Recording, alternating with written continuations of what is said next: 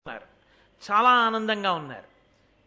వాళ్ళు ఆనందంగా ఉన్నారని విన్నవాడు వాడు ఉన్నాడు, వీడు ఏడుస్తున్నాడు.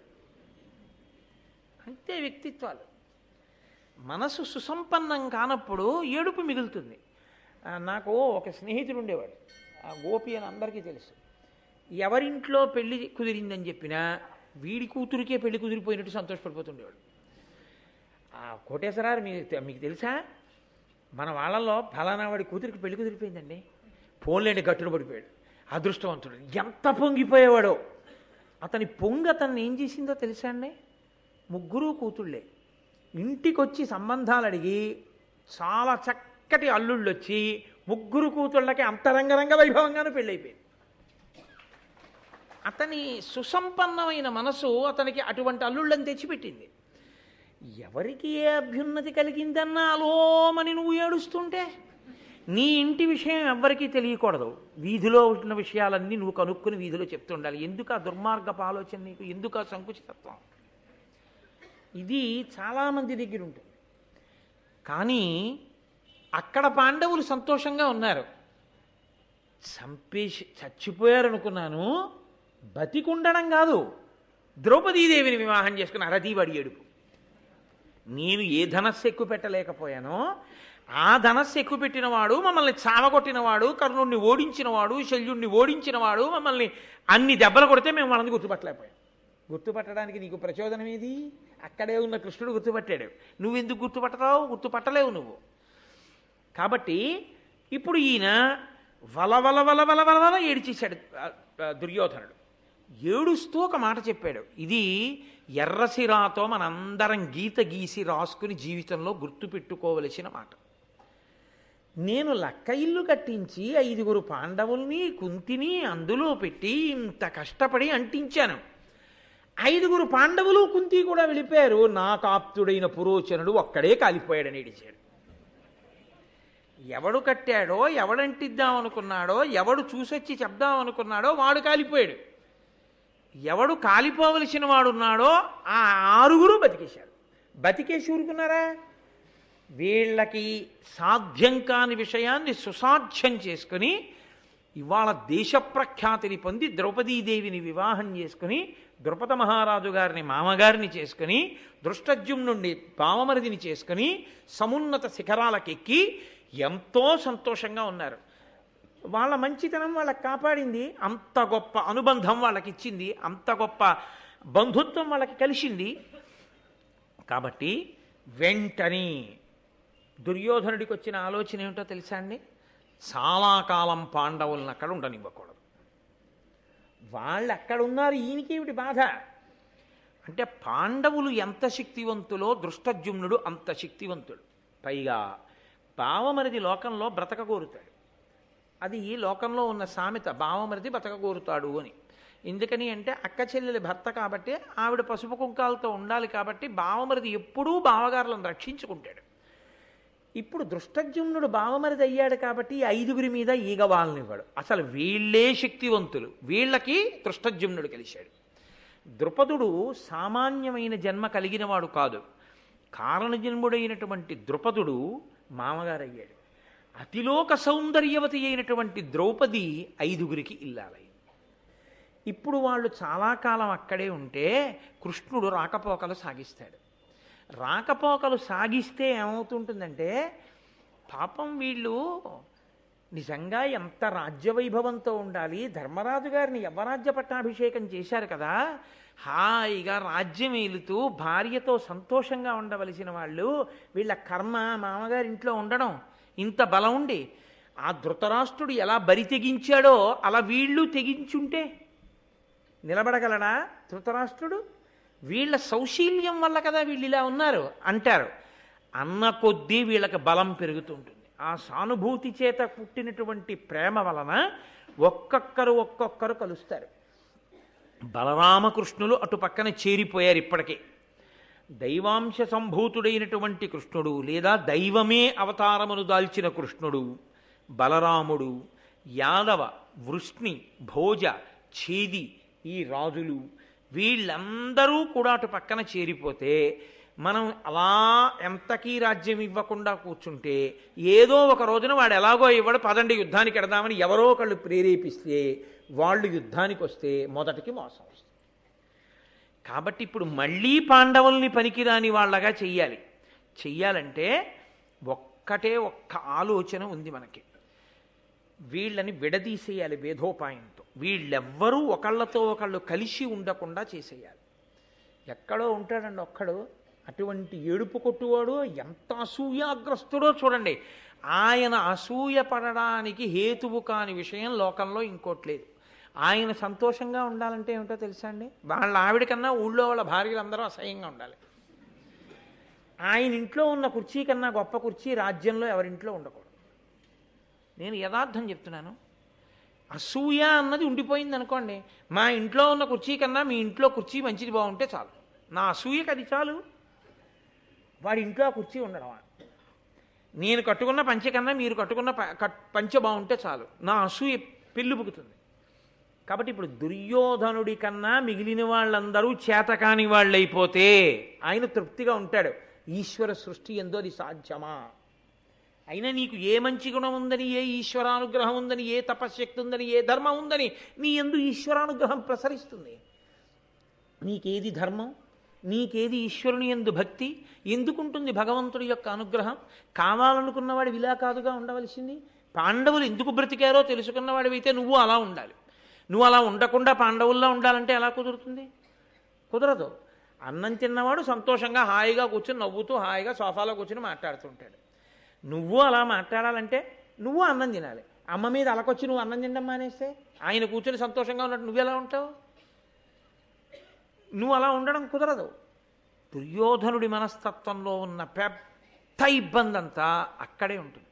ఇది కేవలం దుర్యోధనుని యందే కాదు, చాలామంది యందు ఇదే లక్షణం ఉంటుంది. ఎప్పుడూ ఏదో ఒక కారణానికి అలా అసూయాగ్రస్తమై వాళ్ళు వృద్ధిలోకి రావడమా అని అలా ఏడుస్తూనే ఉంటారు ఎవరో ఒకళ్ళ మీద. అది మంచి పద్ధతి కాదు, భారతం మనకి నేర్పుతోంది. ఇప్పుడు మరి ఈ విషయం ఒక్క దుర్యోధనుడితో ఊరుకోరు కదండి. మొదట ఎవరికి చెప్పాలి? అంధుడైన రాజుగారికి చెప్పాలి. అందుకని ధృతరాష్ట్రుడికి వచ్చి చెప్పారు. వెంటనే ధృతరాష్ట్రుడు ఏమన్నాడో తెలుసా? ఆయన అన్నాడు, యజ్ఞసేను కూతు అభిజాత ఆతని యజ్ఞవేది నుదిత అయినదా అని అనగా విధి వివాహమయి పాండునందనుల్ మిగుల మిత్రబల సమృద్ధులైరి. ఆవిడ ఆ ద్రౌపదీదేవి యజ్ఞసేను కూతునభిజాతనాతని యజ్ఞవేది నుదిత అయినదాని అనఘ విధి వివాహమయి పాండునందనుల్ మిగుల మిత్రబల సమృద్ధులైరి. ఆయన అన్నాడు, ఆవిడ యాజ్ఞసేని, యజ్ఞగుండము నుండి పుట్టింది, కారణజన్మురాలు, అయోనిజ. అలా మీరు ఒకసారి బయటికి వెళ్ళి మొహం కడుక్కోండి అమ్మా. మీరు ఒకసారి బయటికి వెళ్ళి మొహం కడుక్కోండి. లేవండి, ఏం మొహమాటం లేదు, మీరు వెళ్ళిపోండి. హరి ఓం. కాబట్టి మీరు వెళ్ళండి అమ్మా, మీరు వెళ్ళండి. కాబట్టి ఆమె యజ్ఞగుండము నుండి ఆవిర్భవించినటువంటి తల్లి అయోనిజ. అటువంటి అయోనిజ అయినటువంటి ద్రౌపదీదేవి పాండవులకు భార్య అయింది. అది కూడా శాస్త్రసమ్మతంగా, విధి విధానంగా, ధార్మికంగా, సశాస్త్రీయంగా వివాహమైంది. కాబట్టి ఈవిడ ఇప్పుడు పాండవులు విశేషమైనటువంటి బంధువుల యొక్క బలాన్ని పొందారు. ఇంతమంది బంధువులు కలిసి వస్తారు పాండవులకి. ఎంత అదృష్టం, చాలా గొప్ప విషయం కదూ అని అన్నాడు. ఇంత మంచి కోడలు వచ్చింది నాకు, యాజ్ఞసేని నాకు కోడలయ్యింది. పెదమామగారు కదా, మరి పాండురాజు గారు లేడుగా. అటువంటి యాజ్ఞసేని నా కోడలు. ఇంత బంధుబలాన్ని పొందిన వాళ్ళు నా కొడుకులు పాండవులు. ఇప్పుడు ఈ పాండవులు లోకాన్నంతటినీ గెలుస్తారు. నా వంశము సమృద్ధి అవుతుంది. లోకమంతా మా వంశం వాళ్ళ అధీనంలోకి వస్తుంది. ఇటువంటి కొడుకులు, ఇటువంటి కోడలు, ఎంత అదృష్టం నాకు. మీరు ఎప్పుడు ఆత్మ వంచన చేసుకోవడంలో ధృతరాష్ట్రుడి తర్వాత, వాడి ప్రాణం పోయినా వాడి మనసులో మాట వాడు మాట్లాడతాడు. ఎప్పుడు ఎలా మాట్లాడతాడో తెలుసా అండి? తనతో వచ్చి మాట్లాడుతున్న వాళ్ళెవరు ఆ మాట్లాడుతున్న వాళ్ళకి ప్రీతి కలిగేటట్లు ఎలా మాట్లాడాలి తప్ప ధృతరాష్ట్రుడి జీవితంలో ధైర్యంగా తను ఏది మాట్లాడాలో అది మాట్లాడలేడు. అది ఆయనకి చేత కాదు. ఎందుకు చేత కాదు అంటే తను ఎప్పుడూ మంచివాడిగా ఉండాలి. నేను మాట చెప్పినా నేను చెప్పింది మంచి మాట కాబట్టి నేనేం తప్పు చేయట్లేదు. నేను ఒక మాట చెప్పి ఉండొచ్చు, ఆ మాట అందంగా ఉండుండకపోవచ్చు, ఆ మాట వినడానికి అయ్యో అనిపించవచ్చు, కానీ చెప్పిన మాట మంచి మాట అన్న ధైర్యం అసలు తనకే లేదు. ఆ ధైర్యం తనకే లేనివాడు తనలా ఏం మాట్లాడగలడు? అందుకని ధృతరాష్ట్రుడి జీవితంలో ఎప్పుడు ఎవరి దగ్గర మాట్లాడినవ్వండి, కొడుకు దగ్గర మాట్లాడినా కూడా అది గమ్మత్తు.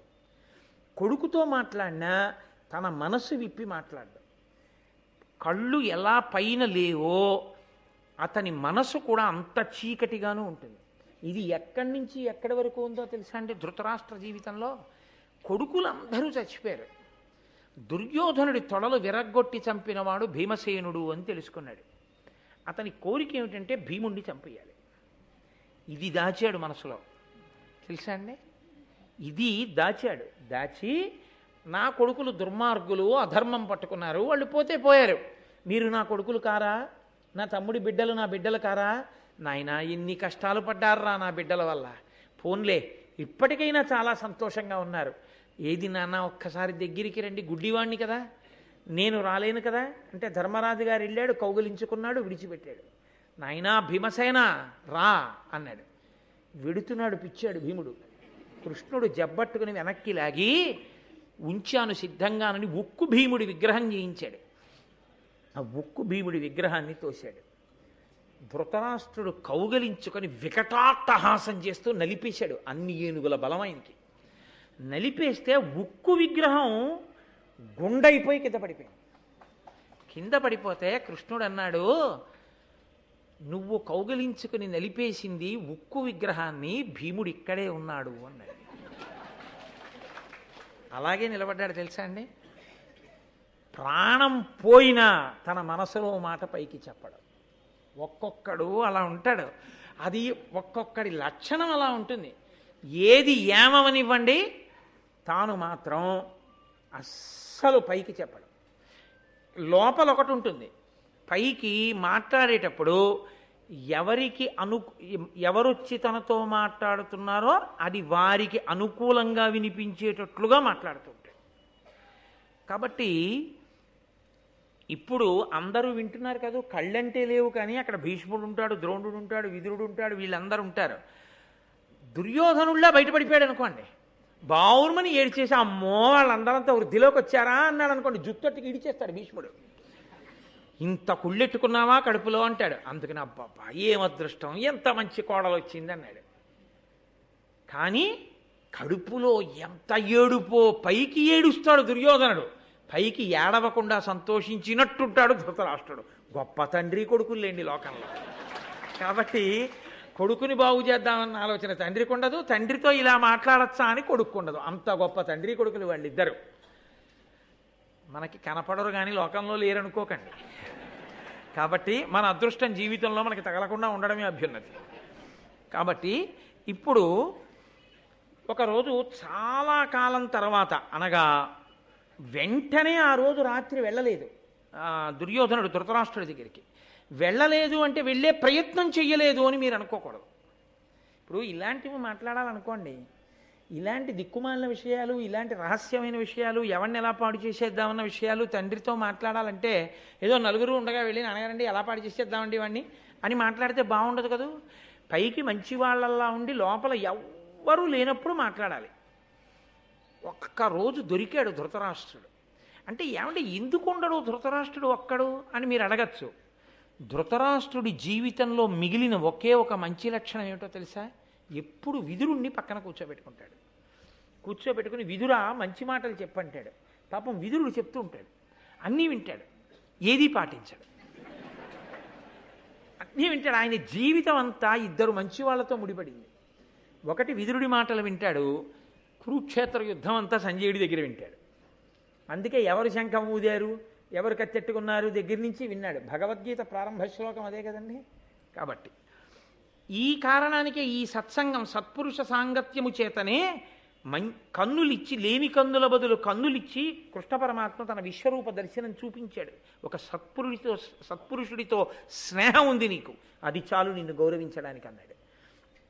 కాబట్టి ఆ దుర్యోధనుడు తండ్రి దగ్గరికి వెళ్ళన్నాడు, రేయును పగలును విదురుడు నీయొద్దన ఉనికి చేసి నేరము పలుకన్ మా ఇష్టం బెరిగింపగ ధీయుత ఎడగంటి మిన్ని దివసంబులకున్. రాత్రి లేదు పగలు లేదు, ఎప్పుడూ ఆ విదురుణ్ణి పక్కన పెట్టి కూర్చుంటాం. అంటే విదురుడు ఉంటే దుర్యోధనుడు వెళ్ళి మాట్లాడడం. ఇద్దరు ఎంత వ్యతిరేక కోణాలో మీరు ఆలోచించండి. ఒక ఆయన రాశీభూతమైన ధర్మం, ఒకడు రాశీభూతమైన అధర్మం. కాబట్టి అన్నాడు, ఎప్పుడు విదురుడు ఉంటాడు నీ పక్కన, రాత్రి లేదు పగలు లేదు. చూడండి, మన వాళ్ళు ఎప్పుడైనా ఏదైనా చాలా విసుగొచ్చింది అనుకోండి, ఏది ఎన్నాళ్ళ నుంచి చూస్తున్నాడు, దొరికితే కదా, రాత్రి లేదు పగలు లేదు, ఎప్పుడు ఏదో హడావిడే, నీకు ఇంకెప్పుడు వచ్చి మాట్లాడాలి నీతో అంటారు. అలా రాత్రి పగలు ఆ విదురుని నెట్టు కూర్చుంటావు. ఎప్పుడు మాట్లాడడం మేము మీతో వచ్చి? మాట్లాడాలని ఎప్పటి నుంచో చూస్తున్నాం. మేము మాట్లాడదామంటే ఏదో ముళ్ళ మీద కూర్చున్నట్టు వింటావు. సరే చూద్దాం చూద్దాం చూద్దాం అని. చూడండి, కొంతమంది ఇంకా ఇంకా మీరు లేవచ్చు అని అనరు నోటితో, కానీ అలాగే ఉంటుంది మాట. చాలా సంతోషం అండి, సరేనా, చాలా సంతోషం, అయితే చాలా సంతోషం, కలుద్దాం మళ్ళీ అంటాడంటే ఏమిటి దాని ఉద్దేశ్యం? ఇక మీరు లేవండి అనే కదా. అలా ఉంటావు నాతో, ముళ్ళ మీద కూర్చున్నట్టు ఉంటావు, నా మాట వినవు. విదురుడి మాటలు మాత్రం ఎంత సంతోషం, అలా వింటూనే ఉంటాం. ఏమిటో తెలుసా అండి, కడుపు పంట. మంచి మాటలు ఎందుకు వింటావు? ఈయన ఎలాగో వినడం, వాడు ఎలాగో మారడం, కనీసం వింటాడు, అది కూడా వినద్దంటాడు. బాధల్లా ఏంటంటే విని విని విని మారిపోతే అది ఆయన బెంగ. కాబట్టి కొడుకు తండ్రికి నీతి నేర్పుతున్నాడు. ఇది లోకంలో చాలా విచిత్రంగా ఉంటుంది తెలుసా అండి. గురువుగారు నమస్కారం అండి అంటారు, గురువుగారు మీరు మాకు అన్నీ చెప్పాలండి అంటారు, కాళ్ళకి దండం పెడతారు. ఇది ఇలా చేద్దామండి అని ఏదో చిన్న విషయం, చాలా చిన్న విషయం, గురువుగారు మీకు తెలియదు, అలా కాదు మేము చెప్పినట్టు చేద్దామండి. ఇంకేం గురువు బరువు అంటే వెంటనే సంస్కారం బయటికి వచ్చేస్తుంది. వాడు నిజంగా శిష్యుడో కాదో అప్పుడే తెలిసిపోయింది. కాబట్టి ఆయన అన్నాడు, నువ్వు ఎప్పుడు విదురుడి మాటలు వింటావు, ఇదిగో ఇప్పుడు ఇవాళ వచ్చాను, నేను కొన్ని మాటలు చెప్తాను వినండి అని ఆయనతో మాట్లాడుతూ, నేను నాన్నగారు విన్నాను, పాండవులు ద్రౌపదీదేవిని వివాహం చేసుకుని చాలా సంతోషంగా ఉన్నారు అని. ఇప్పుడు వాళ్ళందరూ కలిసి ఉండడానికి వీల్లేదు. భేదోపాయంతో వాళ్ళని విడగొట్టకపోతే, వాళ్ళందరూ ఒక్కటై మన మీదకి యుద్ధానికి వస్తే అసలు మొదలు పోతుంది మనకి. కాబట్టి ఇప్పుడు భేదోపాయంతో వాళ్ళని పాడు చెయ్యాలి అని నేను మళ్ళీ అనుకుంటున్నాను, మీ అభిప్రాయం ఏమిటి అని అడిగితే, వెంటనే ధృతరాష్ట్రుడు ఏమన్నాడో తెలుసా అండి? చాలా గమ్మత్తుగా మాట్లాడతాడు నిజంగా. ధృతరాష్ట్రుడు ఏం చెప్పాడో తెలియదు, ఏం చెప్పలేదో తెలియదు, అసలు అంతసేపు చెప్పిన పలుకుల చెయ్వుల పాండవులకు ప్రీతి కలయట్ల ఉందును కాని నాదు హృదయంబు విదురునకు ఎన్నండు ఎరింగింప నేను మీ తలచిన అవ్విధంబ తలచుచునుందును దైవ సంపద కలవారల పాండవవరుల ఏమి సేయంగనగు ఎద్ది చెప్పుడు ఇష్టంబింక అనిన విచిత్ర వీర్యాత్మజునకు దుష్టచేష్టితుండు దుర్యోధనుండు ఇట్టులనియే చిత్తగింపు మవనినాథ పాండురాజసుతుల పాంచాలపతి యొద్ద ఉండకుండా చేయుటుచితమిప్పుడు. ఆయన అడుగురే, నేను విదురుడి దగ్గర కూర్చుంటాను, విదురుడితో మాట్లాడుతుంటాను, విదురుడి మాటలు వింటుంటానన్నావు కదూ. విదురుడి మాటలు వింటానన్న మాట సత్యం, నా మనసులో మాట విదురుడితో చెప్తానన్నది అసత్యం. నేను ఎప్పుడూ చెప్పను. అసలు నా మనసులో ఏదుందో అది నేను ఎప్పుడూ విదురుడికి చెప్పను. ఎందుకో తెలుసా? చెప్తే ఇంకేమైనా ఉందా? ఆయన పరమధర్మాత్ముడు, అందుకని ఎప్పుడూ చెప్పను. అసలు నా గుండెల్లో ఉన్న అభిప్రాయం ఏమిటో తెలుసా? ఈ యాజ్ఞసేని కోడలైపోయింది, నా అదృష్టం, పాండురాజు కొడుకులు ఇప్పుడు చాలా జగద్విఖ్యాతి వహించారు, వృద్ధిలోకి వస్తారు, ఇవన్నీ నా అభిప్రాయాలు అనుకుంటున్నావా? నీ అభిప్రాయం ఏదో అదే నా అభిప్రాయం, అంతే అంతే మాట్లాడతాడు. కాబట్టి అంటే పాండవుల్ని పాడు చేసేయడమే నా లక్ష్యం కూడా. నీకే రాజ్యం రావాలి కాబట్టి వాళ్ళని చంపేయాలి. కానీ రా, మనం శక్తి వంచన లేకుండా కృషి చేస్తున్నాం. ఎన్ని కుట్రలు పన్నుతున్నాం, ఎన్ని కుతంత్రాలు పన్నుతున్నాం, ఎన్ని చేసినా వాళ్ళకి దైవ సంపద కలవారల పాండవమరుల ఏమి సేయంగనగు. ఈ మాట జీర్ణమై ఉంటే ధాతువుల్లోకి ధృతరాష్ట్రుడి జీవితం మారేది.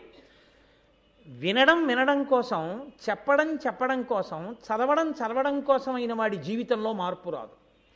వినడం మార్పు కోసం అయితేనే వినడం వల్ల ప్రయోజనం, చదవడం మార్పు కోసం అయితేనే చదవడం వల్ల ప్రయోజనం, చెప్పడం తాను కూడా మారడానికి మార్గం అయితేనే చెప్పడం వల్ల ప్రయోజనం తప్ప కేవలం చెప్పడానికి కీర్తి కోసం, చెప్పడం పూలదండలు వేయించుకోవడానికి, చెప్పడం డబ్బులు సంపాదించుకోవడానికి అయితే దానివల్ల ధార్మికమైన అభివృద్ధి ఉండదు. చెప్పినవాడు, విన్నవాడు, చదివినవాడు అందరిలోనూ మార్పు కోసం ఎవడు చదువుతాడో, మార్పు కోసం ఎవడు చెప్తాడో, మార్పు కోసం ఎవడు విన్నాడో వాడు ధన్యాత్ముడు. కాబట్టి ఆయన అంటున్నాడు, పాండవులకు దైవానుగ్రహం ఉందిరా. పాండవులకు దైవానుగ్రహం ఎందుకుంది? ధర్మం వల్ల ఉంది. నువ్వెందుకు పట్టుకోలేవు ఆ ధర్మాన్ని? మరి అధర్మం పట్టుకుంటే నీకు ఎక్కడుంటుంది దైవానుగ్రహం? నువ్వు దైవానుగ్రహం లేనప్పుడు నువ్వు ఎన్ని చేస్తే ఫలించవు. మరి నువ్వు ఎందుకు వదిలిపెట్టావు ఆ ధర్మాన్ని? ఇది మాట్లాడాడు ధృతరాష్ట్రుడు.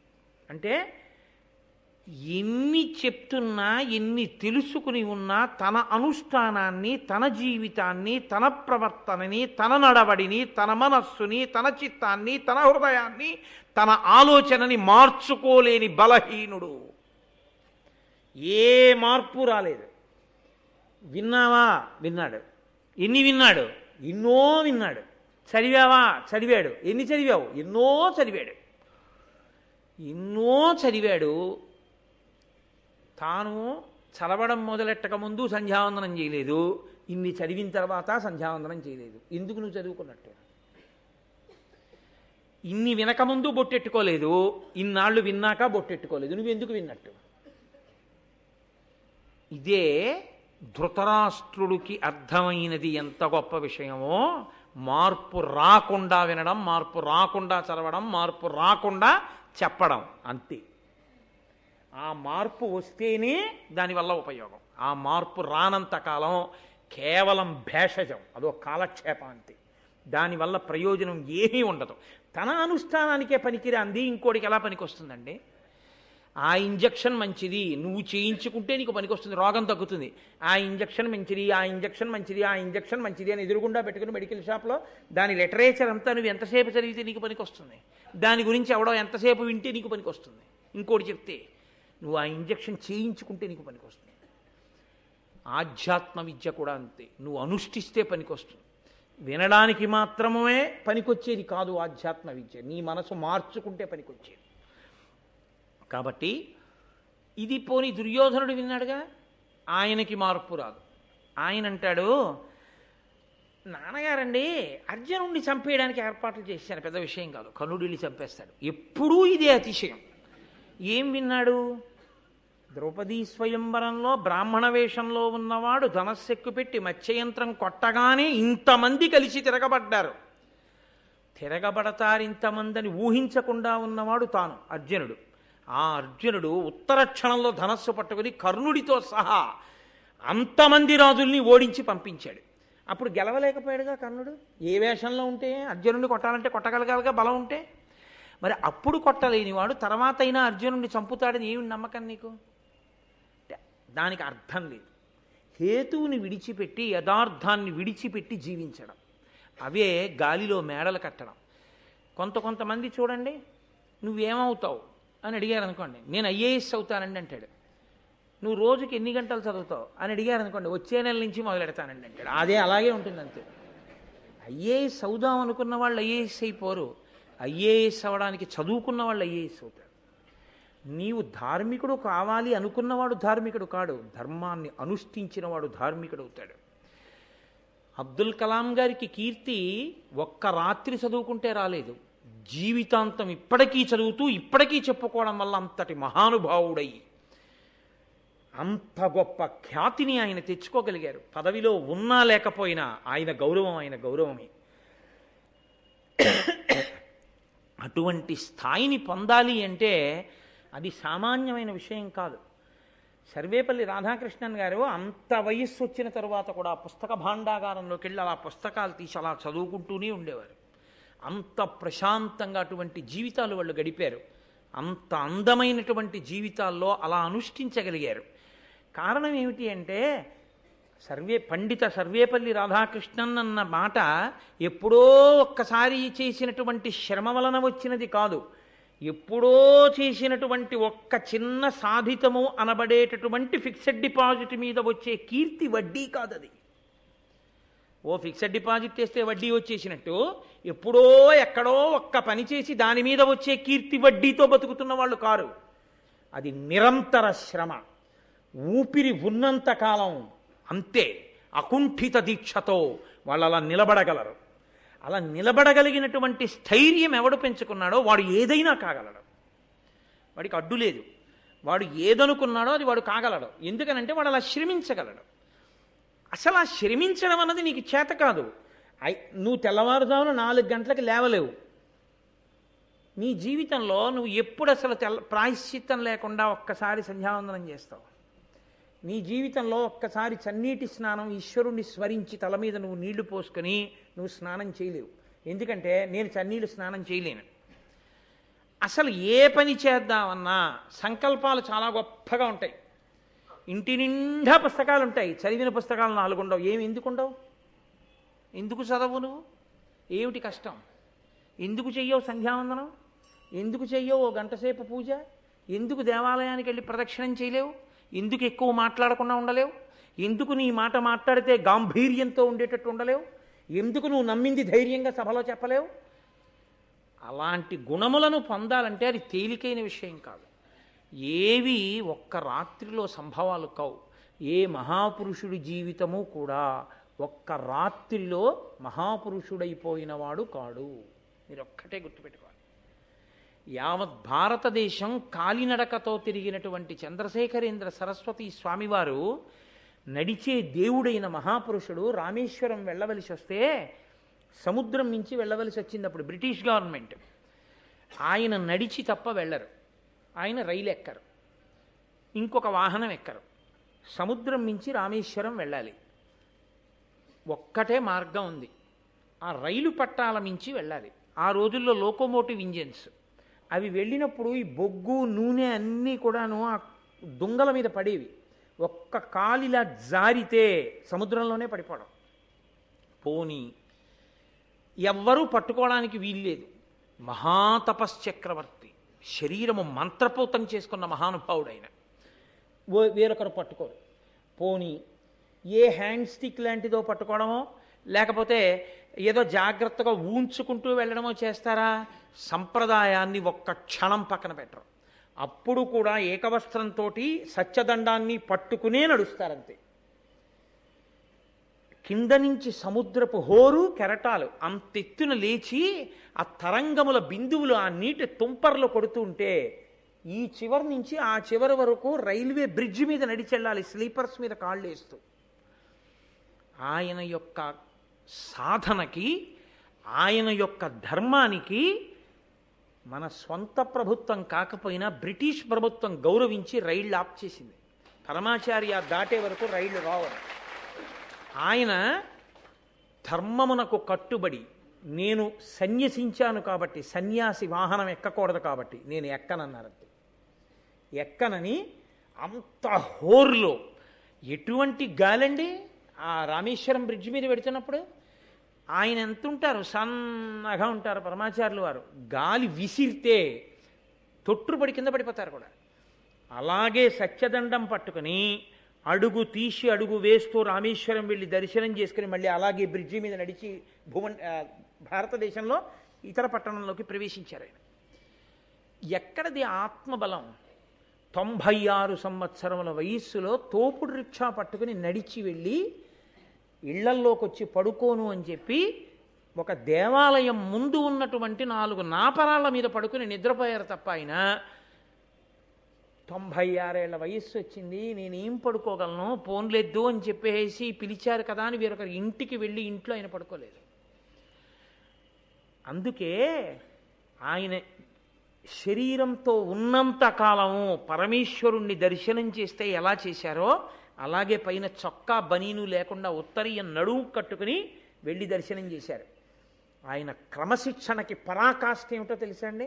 ఆయన శరీరాన్ని విడిచిపెట్టిన తరువాత ఆయన దివ్యదేహాన్ని పడుకోబెడితే చూడ్డానికి వెళ్ళినప్పుడు కూడా చొక్కాలు బనీళ్ళు విప్పి చూశాడు. అది ఒక మహాత్ముడు కావాలంటే, తరతరాల చేత స్మరింపబడాలంటే, అంత కీర్తివంతుడు కావాలంటే, అంత ధర్మాత్ముడు కావాలంటే, అంతమంది చేత పూజింపబడాలంటే నువ్వు 1 గంటో 2 గంటలో నాటకం కడితే వచ్చేవి కావవి. అశిధారావ్రతంగా ఒకరు చూశారని కాదు, ఒకళ్ళు చూడలేదని కాదు, నీ అంతరాత్మకి సాక్షిగా, శాస్త్రానికి జవాబుదారీగా నువ్వు అలా బతకగలవా? నీకు ఆ క్రమశిక్షణ ఉందా? ఉంటే నువ్వు మహాత్ముడు అవుతావు. ఇవాళ కాసేపు జేయం, అబ్బా రేపు వదిలేయడం. ఆయన మహాత్ముడు ఎందుకు అవుతాడు? పుట్టలోని చెదలు పుట్టవా గిట్టవా? అందరిలో ఆయన ఒకడు. అందరూ మహాత్ములు కాలేరు. కోట్ల మందిలో ఒక్కడే మహాత్ముడు అవుతాడు. మహాత్ముడు అవడానికి 2 కాళ్ళు 2 చేతులు ఆయనకి ఎక్కువ ఉండి కాదు, ఆత్మ బలం ఎక్కువ ఉండి, చిత్తశుద్ధి ఎక్కువ ఉండి, కఠోర సాధన ఉండి. అలా చెయ్యగలిగిన వాడెవడో వాడు ఆ ఉత్కృష్టమైన స్థాయిని పొందుతాడు. కాబట్టి అది దుర్యోధనుడికి ఎందుకు అబ్బుతుంది? అలా అబ్బితే భారతం ఎందుకు వస్తుంది? పాండవులు పాండవులే, దుర్యోధనుడు దుర్యోధనుడే, ధృతరాష్ట్రుడు ధృతరాష్ట్రుడే. ఇలా బ్రతకకు, వాళ్ళల్లా బ్రతకడం నేర్చుకో, వాళ్ళని ఆదర్శంగా తీసుకో. ఆనాడు వెళ్ళిపోయారు, యుగాల వెనక వెళ్ళిపోయారు. ఇప్పటికీ భారతం చెప్పుకుని తరిస్తోంది జాతి. ఇప్పటికీ ద్రౌపదీదేవి పేరు చెప్తే 2 చేతులు ఎత్తి నమస్కారం చేస్తున్నాం. ఆ తల్లి అంత గొప్ప జీవితాన్ని గడిపింది. అవి జీవితాలంటే, అవి ఆదర్శములంటే. కాబట్టి ఆయన అన్నాడు, గాట్పు చూలిపిరుదు గావంగ అర్జును ఓర్వ అమరులైన ఓపరాజి అతడు నిహతుడగుడు అశ్రమంబున పార్థునొక్కరుండ కర్ణుడొర్వనోపు. నాన్నగారండి ధృతరాష్ట్రుడితో దుర్యోధనుడు అంటున్నాడు, భీమసేనుడు వెనకాతల అండగా ఉన్నంతసేపు అర్జునుణ్ణి పడగొట్టడం సాధ్యం కాదు. అంటే ఆయన తీర్పు ఏమిటంటే, కర్ణుడు ఎందుకు ఓడించలేకపోయాడో తెలుసా? భీముడు పక్కన ఉన్నాడు. భీముడు ఏం చేశాడు? శల్యుడితో యుద్ధం చేస్తున్నాడు. ఏదో ఒక సాకు, ఇప్పుడు నువ్వెందుకు ఇది చేయలేదు? అవును, నేను ఇది ఎందుకు చేయలేకపోయాను? నా తప్పే. నేను నిన్నను అలా చేసి ఉండకపోవడం నా బలహీనత అన్నవాడు వృద్ధిలోకి వచ్చేవాడు. నిన్నను అలా ఎందుకు చేయలేకపోయాడో సాకులు వెతుక్కుని సమర్థించుకోగలిగిన వాడు నిచ్చెన మెట్టి ఇంకొకటి ఎక్కలేనివాడు. ఇంకా సమర్థించుకోవడం వచ్చేసిన తర్వాత అది అలవాటు అయిపోయిన తర్వాత ఇంకో మెట్టు మీద ఏమి ఎక్కుతావు? నువ్వు ఎలా నిలబడతావు? ఇక నిలబడలేవు. ఆ సమర్థతే అలవాటు, ఆ సమర్థించుకోవడమే అలవాటు అయిపోయింది. సమర్థించుకోవడం అంటూ నువ్వు ప్రయత్నం మొదలెట్టాలి. కానీ ఎన్ని కారణాలైనా దొరుకుతాయండి. ఎన్ని కారణాలైనా చెప్పి నువ్వు చెయ్యవలసింది నువ్వు చేయకుండా వదిలేయచ్చు. కాదు, నిలబడాలి అన్నవాడికి అలా నిలబడలేకపోయిన కారణాలకు క్షమార్పణ అడిగి నిలబడే ప్రయత్నం చేస్తాడు. అక్కడ వస్తుంది తేడా. కాబట్టి కర్ణుడు ఉంటేట, భీముడు ఉంటేట అర్జునుడిని గెలవలేట. భీముడు లేకపోతేట కర్ణుడు అర్జునుడిని చంపేస్తాట. ఎంత అసహ్యంగా ఉంది ఆ మాట. దుర్యోధనుల్లా ఆలోచించకో, దుర్యోధనుల్లా మాట్లాడక, అసహ్యంగా ఉంటాయి అని నేర్పుతుంది మనకి భారతం. కాబట్టి భీముడిని చంపేయాలి నాన్నగారు. ఎప్పుడూ ఆ భీముడి మీదే పగ, ఎప్పుడూ భీముడి మీదే కక్ష. కాబట్టి భీముణ్ణి చంపేస్తే అర్జునుణ్ణి చంపేయడం చాలా తేలిక. కర్ణుడు వెళ్ళి చంపేస్తాడు. ఒక తండ్రి దగ్గర ఒక కొడుకు ఇలా మాట్లాడుతున్నాడంటే తండ్రి సిగ్గుతో తలంచుకోవద్దండి. ఆ తండ్రి బతికినట్ట, చచ్చి 100 మాటలు ఉరిదీయబడి చచ్చినట్ట. ఒక కొడుకు తండ్రి దగ్గర అలా మాట్లాడడమా? వచ్చి అందులో పాలు పంచుకొని తండ్రి మాట్లాడడమా? కళ్ళు ఎప్పుడో తీసేశాడు ఈశ్వరుడు, ఉండుంటే ఎంత ప్రమాదం వచ్చునో. ఓరి నాయనో, ఇలాంటి వాడురా అనేలా ఉంది. పరమేశ్వరుడు కళ్ళు లేకుండా చేశాడు ఆయనకి. కాబట్టి నాన్నగారు, నేను కొన్ని ఆలోచనలు చెప్తాను, ఇందులో మీరు ఆలోచించండి. వాళ్ళు ఒక కూటమి కాకూడదు. ద్రుపదుడు, పాండవులు, ఈ యదు, వృష్ణి, భోజ, చేది వంశాల వాళ్ళందరూ కూడా, రాజులందరూ కలవకుండా చెయ్యాలి. 2, ద్రుపదుడికి పాండవులకి భేదం కల్పించాలి. మామగారికి అల్లుళ్ళకి గొడవ తీసుకురావాలి. లేదా చాలా గొప్ప అందగత్తెలు పాండవుల దృష్టిలో పడేటట్టు చేసి వాళ్ళు ద్రౌపదిని విస్మరించేటట్టు చెయ్యాలి. దానివల్ల ద్రౌపదికి కడుపు రగిలిపోవాలి. ఆవిడ ఏం చేసిందండి? వీడి ధనస్సు ఎక్కువ పెట్టలేకపోతే ఆవిడ అర్జునుడి మెడలో మాలేసింది. అదే వాడి అసూయ. కాబట్టి ద్రౌపదితో ఆనుకూల్యమైన దాంపత్యం వాళ్ళకి లేకుండా చేసి ఆ దంపతుల్ని విడతీసేయాలి. లేకపోతే ఎంత వాళ్ళ అన్నదమ్ములుగా ఉన్నా కుంతి సంతానం 3, మాద్రి సంతానం 2. మీరు ఇద్దరు తల్లుల బిడ్డలరా, మీరు అమాయకులు, మీరు కలిసి ఉండలేరని ఏదో మిష పెట్టి 5గురిని 3-2 కింద విడదీయాలి. అది కూడా సాధ్యం కాకపోతే భీముణ్ణి చంపేయాలి. ఇందులో ఏం చేద్దామని అడిగాడు. అందులో ఎవరి సమక్షంలోనే తెలుసా అండి? అగ్నికి వాయువు తోడని తండ్రి దగ్గర ఇలాంటివి మాట్లాడడానికి వెళ్ళేటప్పుడు పక్కన కర్ణుడు. అంటే ఈశ్వరుడు కర్ణుడి బలాన్ని ఎందుకు ఒక్కొక్కటి తీసిచ్చాడో చూడండి. ఇంత గొప్పవాడైనా కర్ణుడు చేరకూడని చోటికి చేరాడు, ఈశ్వరుడు తీసేశాడు. చేరవలసిన చోటికి చేరితే పెంచుతాడు. మీరు చూడండి, లోకంలో ఒక పువ్వులో ఉందనుకోండి ఒక చీమ, ఆ పువ్వు పరమేశ్వరుడి పాదాల మీద పడితే చీమ కూడా పరమేశ్వరుడి పాదాల మీద పడిపోతుంది. ఎంత గొప్ప ఇనప ముక్కైనా నీటితో స్పర్శ పొందిందనుకోండి తుప్పట్టి విరిగిపోతుంది, సంగదోషం పాడు చేసేస్తుంది. ఇంత ఇనుము తుప్పట్టి విరిగిపోయింది నీటికి. పనికి మాలిన చీమ పరమేశ్వరుడి పాదాల మీదకి వెళ్ళిపోయింది పువ్వులోకి వెళ్ళిన కారణం చేత. మీరేది పట్టుకున్నారు అన్నదాన్ని బట్టి కూడా మీకు అభ్యున్నతి ఉంటుంది. కాబట్టి పక్కన కర్ణుడిని పెట్టుకున్నాడు. ఆ కర్ణుడికి ఎప్పుడూ కావలసింది ఏమిటంటే తాను అర్జునుడిని చంపేయగలను. నా అంత మనగాడు లేడు, ఆయనది అదో అతిశయం. ఆయనకి ఎప్పుడూ కీర్తి కండూతి. అర్జునుణ్ణి చంపేయడం వల్ల పాండవుల్ని, మిగిలిన వాళ్ళని చంపేసి కర్ణుడు స్నేహితుడు అవడం వల్ల దుర్యోధనుడు అటువంటి సామ్రాజ్యాన్ని పొందాడు అని అఖండ కీర్తిని సంపాదించాలని కోరిక. తాను మొనగాడా, తాను చంపగలడా? ఈశ్వరుడు ఈ వెర్రితనం పెట్టుకున్నాడు కాబట్టి ఒక్కొక్కటి తీసిచ్చాడు. ధర్మాత్ముల మీదకి ఎదురు వెళ్ళి నీకు ఎన్ని విభూతులున్నాయని పాడు చెయ్యాలని ప్రయత్నించావో ధర్మాత్ముణ్ణి రక్షించడానికి ఈశ్వరుడు నీకున్నవన్నీ ఒక్కొక్కటి తీసేస్తాడు. ఇది సత్యం, భారతం నిరూపించింది. కాబట్టే కర్ణుడు పోయాడు. కాబట్టి ఇప్పుడు ఆ కర్ణుడు అన్నాడు, కాదు ఇవేవీ కుదరవు, ఇవేవీ చేయలేం మనం. ఎందుకో తెలుసా? ద్రౌపదీదేవి మహాపతివ్రత. ఆమె 5గురు భర్తల్ని అలా అనుగమిస్తుంది. కాబట్టి ద్రౌపదీదేవికి భర్తలకి విభేదం ఎందుకు వస్తుంది? పాండవులకి అందగత్తెల్ని ఎరచూపుదామంటున్నావు. ద్రౌపదీదేవి కన్నా అందగత్తెలు ఎక్కడున్నారు? అందగత్తెలు కనపడితే వెంటనే వెంటపడేంత లీకి మనస్తత్వం ఉన్నవాళ్ళు పాండవులు కారు.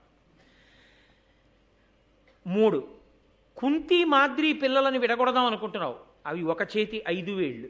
వాళ్ళు అలా విడిపోయే వాళ్ళు అయితే ఎప్పుడో విడిపోవాలి. వాళ్ళని విడదీయడం సాధ్యం కాదు. రాజులందరూ ఒక కూటమి కాకూడదంటున్నావు. వాళ్ళ దగ్గర ఓ లక్షణం ఉంది.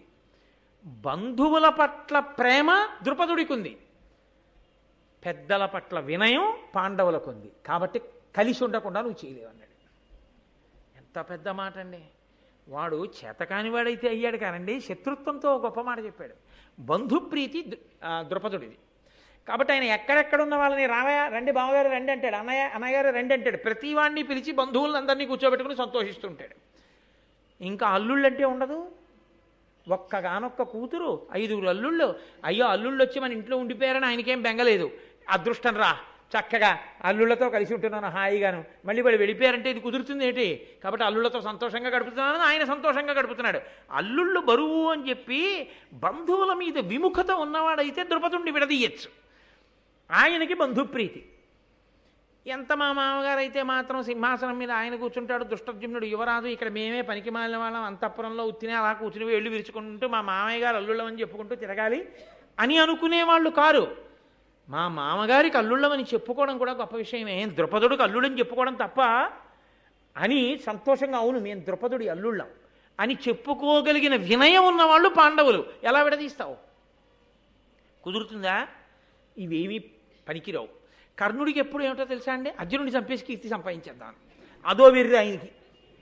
కాబట్టి ఆయన అన్నాడు, ఘనమగు విక్రమంబునన కాదు జగత్రితయంబు పాకశాసనుడు జయించే భూతలము సర్వము మున్ భరతుండు విక్రమంబునన జయించే విక్రమము భూరి యశ ప్రియులైన రాజనందనులకు సర్వసాధనము ధర్మవు శత్రు నిబర్హణంబులన్. పూర్వం దేవేంద్రుడు పరాక్రమంతో లోకాలన్నిటినీ గెలిచాడు. భరతవంశంలో పుట్టిన రాజులందరూ పరాక్రమంతో రాజ్యాల్ని స్వాధీనం చేసుకున్నారు. నా పరాక్రమంతో అర్జునుడిని నిర్జిస్తాను, చంపేస్తాను, పాండవుల్ని మిగిలిన వాళ్ళని చంపేద్దాం. అర్జునుడు చచ్చిపోతే పెద్ద విషయం ఏంది? ఈయనంటాడు నువ్వు అర్జునుడిని చంపేస్తావు అంటాడు, ఈయనంటాడు నువ్వు భీముడిని చంపేస్తావు అంటాడు. ఇద్దరూ ఆఖరికి వాళ్ళిద్దరి చేతిలో చచ్చిపోయారు. అది విచిత్రం. నువ్వు భీముడిని చంపేస్తావు, ఇంకా ధర్మరాజునే ఉంది పురుకోస పెట్టి కట్టేయచ్చు. నకుల సహదేవులు పారిపోతారు పిల్లలు, వాళ్ళకి యుద్ధం ఏమిటి అసలు, వాళ్ళకంత తేలిక. కాబట్టి యుద్ధానికి వెళ్ళిపోదాం, గొడవ వదిలిపోదు అంటే ధృతరాష్ట్రుడు అన్నాడు, నేను మీతో మనవి చేశాను కదా, కడుపులో మాటాయి బయటపడ్డండి ధృతరాష్ట్రుడు. అదే ఆయన జీవితంలో ఉన్న గొప్పతనం. గొప్పతనం అంటే ఉండవలసిన లక్షణం అని కాదు నా ఉద్దేశం. ఇప్పుడు ఆయన ఏం చెప్పాలి? కర్ణుడు చెప్పినట్టు యుద్ధానికి వెడదామనన్నా అనాలి, లేకపోతే నోరు మూవా యుద్ధానికి వెళ్ళడం ఏంటి, మావాడు చెప్పిందే బాగుంది అలా అక్కర్లేదు, ఇలా మనం వాళ్ళని పాడు చేసేయచ్చు, ఇలా భేదం పెడదామనన్నా చెప్పాలి. ఆయనకి ఏమిటో తెలుసా అండి నమ్మకం?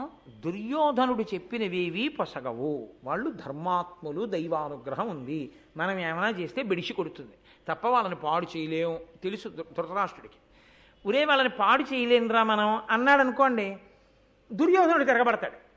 అందుకని తన మనసులో మాట తాననకూడదు. కర్ణుడు అన్నాడుగా ఇవేమీ ఫలించవని, కాబట్టి తను చేయవలసింది కర్ణుడు చేసేశాడు.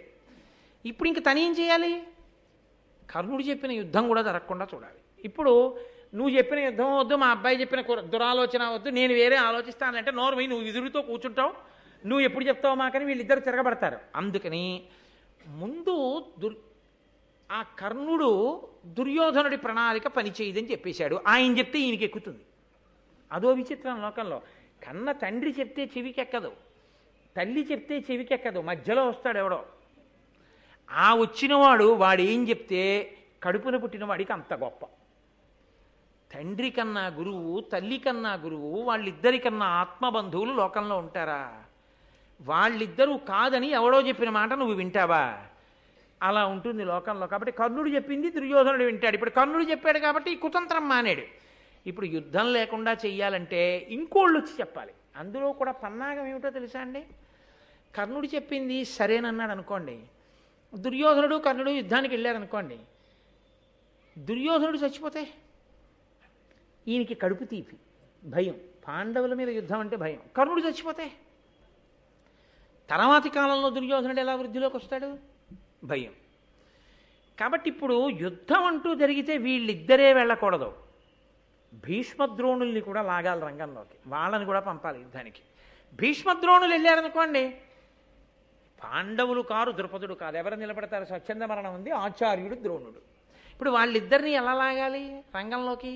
అసలు వాళ్ళిద్దరు ఎడతారా అంటే ఈయన నమ్మకం ఏమిటో తెలుసా అండి? ద్రోణాచార్యులు వారికి ద్రుపదుడితో పూర్వాశ్రమంలో గొడవలు ఉన్నాయిగా, ఆయన అవమానించాడుగా. ఇప్పుడు యుద్ధం అంటే ఏమైనా ఉత్సాహపడి సరే ద్రుపదుడికి బుద్ధి చెప్పవలసిందే, రండి వెడదాం అంటాడేమో. ద్రోణుడు ఆ మాటని వెళ్ళిన తర్వాత భీష్ముడు వెళ్లకుండా ఉంటాడా? భీష్ముడు ఎడతాడు. ద్రోణుడు ఎడితే అశ్వత్థామ ఎడతాడు. ద్రోణుడు అశ్వత్థామ భీష్ముడు వెడితే మిగిలిన వాళ్ళు ఎడతారు. వాళ్లతో కర్ణుడిని దుర్యోధనుడిని పంపిస్తే పాండవుల్ని చంపేయడం తేలికైపోతుంది. కాబట్టి ఇప్పుడు కేవలం కర్ణుడు యుద్ధానికి వెళ్ళిపోదాం అన్నాడని కర్ణుడికి అలాగే అనకూడదు. భీష్మద్రోణుల్ని పెద్దరికం అన్న పేరుతో పిలవాలి, నిజంగా వాళ్ళ మాట వినడానికి కాదు, పిలవాలి. వాళ్ళకి ద్రుపదుడి మీద కోపం ఉండడం వల్ల ద్రోణుడు వెంటనే సరే వెడదాం, ద్రుపదుడి మీద యుద్ధం కదా వెళ్ళిపోదాం అన్నాడు అనుకోండి, ద్రుపదుడి మీద ద్రోణుడికున్న కోపాన్ని అడ్డు పెట్టుకుని దీన్ని వాడుకుని పాండవుల్ని పాడు చేయాలి. కళ్ళంటే లేవు కానండి, ఎన్ని ఆలోచనలు ఉన్నాయనుకుంటున్నారు ధృతరాష్ట్రుడికి. ఏది తన నోటితో బయటపడ్డం, ఏది తను బయటపడ్డా. నాకు పూర్వం ఒక పెద్ద ఆయన, చాలా మంచి ఆయన అనుకోండి, ఆయన చాలా పెద్ద ఆయన, అంటే మోకాళ్ళవి నొప్పులు, చాలా మంచివాడు సుమండి ఆయన, చెడ్డవాడు మాత్రం కాడు. ఆయన దగ్గర ఒక చమత్కారం ఉండేది. ఏదో అలా చేపలు పడున్నాయనుకోండి, ఒక్కసారి చెయ్యవరా, లేస్తాననేవాడు. ఎవరో అక్కడ నించున్నవాడిని, ఒంట్లో ఓపిక ఉన్నవాడిని. అంటే ఆయన చెయ్యిస్తే ఎందుకు ఇప్పుడు లేవడం ఎందుకు, కూర్చోండి అన్నాడు అనుకోండి, చేపలు మడత పెడదామని అనేవాడు. దానికి మీరెందుకంటే కూర్చోండి నేను మడత పెట్టేస్తాను, వాడు మడత పెట్టేవాడు. ఈయన నువ్వురే చేపలు మడతెట్టు అనేవాడు కాదు, ఒరే నన్ను కొంచెం లేపు ఆ చేపలు మడతెడతాను అనేవాడు. నేను మడత పెట్టేస్తాను లేండి, వాడు మడత పెట్టేస్తాడు. ఈయన పక్కవాడి వంక చూసో దొంగనం నవ్వేవాడు. చాలా చమత్కారం అనమాట. అంటే తను చెప్పి చేయించడం కాదు, చమత్కారంగా పని చేయించడం. నేను వెళ్ళొస్తానయ్యా, కూర్చోలేను, వెనకాతలా గబుక్కును పడిపోతానేమో భయం. సరే ఏం చేస్తాను మరి, ఆయన్ని పిలవాలి, పెద్దవారు బాగుంటుందా, ఎవరమన్నా వెళ్ళి పిలవకపోతే నేను ఎలాగోలా కూర్చుంటానులే, మెల్లిగా డ్రైవ్ చేసుమా అంటే బాబా ఎందుకంటే పెద్దవారు మీరు పడిపోతే నేను వెళ్తాను లేండి అని ఇంకో పనుంది వెళ్ళాలన్నవాడు ఏం చేసేవాడంటే అలా వెళ్ళిపోగలడా, వాడు వెళ్ళేవాడు, వాడు వెళ్ళి పని చేసుకొచ్చేవాడు. ఈయన చాలా సంతోషం, అయ్యి ఎంత మంచి మనసుతో వెళ్ళొచ్చావో అనేవాడు.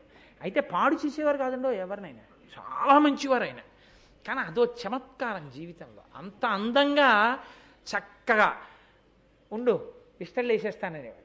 బాబు మీరు ఎక్కడ వేస్తారండి అని అందరిగా ఓవా విస్తళ్ళు వేసేవారు. అన్నీ అంతే, నేను చేసేస్తానని చెప్పి అందరితో చేయించేసేవాడు ఆయన. ఆయన చేసేది భోజనం ఒకటే, అది పక్క వాళ్ళు చేయకూడదు కాబట్టి. అంత అందంగా ఉంటుంది. ఒక్కొక్కరి యొక్క చమత్కారం అలా ఉంటుంది. అలా ధృతరాష్ట్రుడు కూడా ఎంత చమత్కారమైన వాడంటే ఏది తను బయటపడ్డావు, బయట పడేటట్టు ఇతరుల్ని చేస్తాడు. తనకి కలిసి వస్తే కలిసి వస్తుంది, కలిసి రాలేదనుకోండి, భీష్మద్రోణులు చీనూర్మై దుర్యోధనానికి బుద్ధి ఉందా లేదా అన్నారనుకోండి, పోతే కర్ణుడు మాట పోతుంది, యుద్ధానికి వెళ్ళడం మానేస్తాడు. తనేమంటాడు, ఏమీ అండవు, భీష్మద్రోణులు మంచివాళ్ళని అండవు. భీష్మద్రోణుల పెద్దరికని నిలబడ్డాలంటే లోపలికి తీసుకెళ్ళి మాట్లాడాలి వాళ్ళతో. ఈ పిల్లల ముందు తీసుకొచ్చి వీళ్ళతో మాట్లాడిపించడం ఎందుకు? ఆఖరణ ఒకవేళ భీష్మద్రోణులు బుద్ధి ఉందా లేదా నీకు, ఆ పిల్లలు ఎదురకుండా ఎందుకు పిలిచావా అంటే, ఏం చేయను పిల్లాడు కదా మీరు బుద్ధి చెప్తారనుకున్నానంటాడు. అంత చమత్కారమైనటువంటి వ్యక్తి. కొందరి గడుసుతనం అది చాలా గడుసుతనం అనుకుంటారు. ఆఖరికి ఆ గడుసుతనం ఏం చేస్తుందంటే వాడినే చంపేస్తుంది. వెనకటికొకడు వైద్యుడి దగ్గరికి వెళ్ళి, అదే పనిగా తాగుతున్నావు చచ్చిపోతావా అలా తాగితే, చూడిదిగో మద్యం ఈ గ్లాసులో పోసాను, ఇందులో 4 చీమలు వేస్తున్నాను, చూడు ఎలా చచ్చిపోతాయో అని 4 చీమలు వేశాడు డాక్టర్ గారు. ఆ చీమలు ఆ మద్యంలో వేయగానే అవి గిలగిలా కొట్టుకుని చచ్చిపోయాయి. చూసావా, నువ్వు ఇలాగే చచ్చిపోతావు, అందుకే తాగద్దన్నాను ఆ మద్యం అంటే. ఆయన అన్నాడు, అందుకే నేను తాగుతాను, నా కడుపులో ఉన్న క్రిములు చచ్చిపోతాయని అన్నాడు. గడుసుతనం వరకు బాగుందేమో, డాక్టర్ గారు చెప్పిన సలహా యొక్క హృదయం నువ్వు పాటించినప్పుడు చచ్చి ఊరుకుంటావు. ఎందుకు ఆ గడుసుతనం, పనికిమాలిన గడుస్తాను. అలా ఉంటుంది ధృతరాష్ట్రుడి గడుసుతనం అంతా. కాబట్టి ఆయన యుద్ధం అంటున్నావుగా, పెద్దవాళ్ళని కూడా సంప్రదిస్తే బాగుంటుంది, భీష్మద్రోణులకి కబురు చేస్తాను వాళ్ళు వస్తారన్నాడు. నిజంగా భీష్ముడి కర్మ అండి, ఈయన పిలిస్తే ఆయన రావాలా? పాపం ఆయన మర్యాద అటువంటిది, ఆ వంశోద్ధరణ కొరకు అలా కట్టుబడ్డాడు ఆయన. కాబట్టి ఆ భీష్ముడు వచ్చాడు, ద్రోణుడు వచ్చాడు, ఇద్దరూ పెద్దవాళ్ళు, వాళ్ళ మాటకు గౌరవం ఏడవాలి. నిజంగా సంస్కారం ఉన్న వాళ్ళు అయితే వచ్చి కూర్చుంటే భీష్ముడికి ఈ మాట చెప్పాడు. కర్ణుడు యుద్ధం చేద్దామంటున్నాడు, యుద్ధం చేసి ఆ పాండవుల్ని పాడు చేసేద్దాం అంటున్నాడు, శత్రువు పెరగకూడదంటున్నాడు, ఏమంటారు మీరన్నాడు. అంటే భీష్ముడు అన్నాడు, ధీరులవు ధృతరాష్ట్ర పాండులతి ప్రశస్త గుణుల్ ప్రసిద్ధోరు కీర్తులు, నాకు ఇద్దరు ఒక్క రూప తలంపగా వీరు వారను అట్టి బుద్ధి విభేదమెన్నడు లేదు, గాంధారీపుత్ర శతంబునందు పృథా తనూజుల ఎందునన్.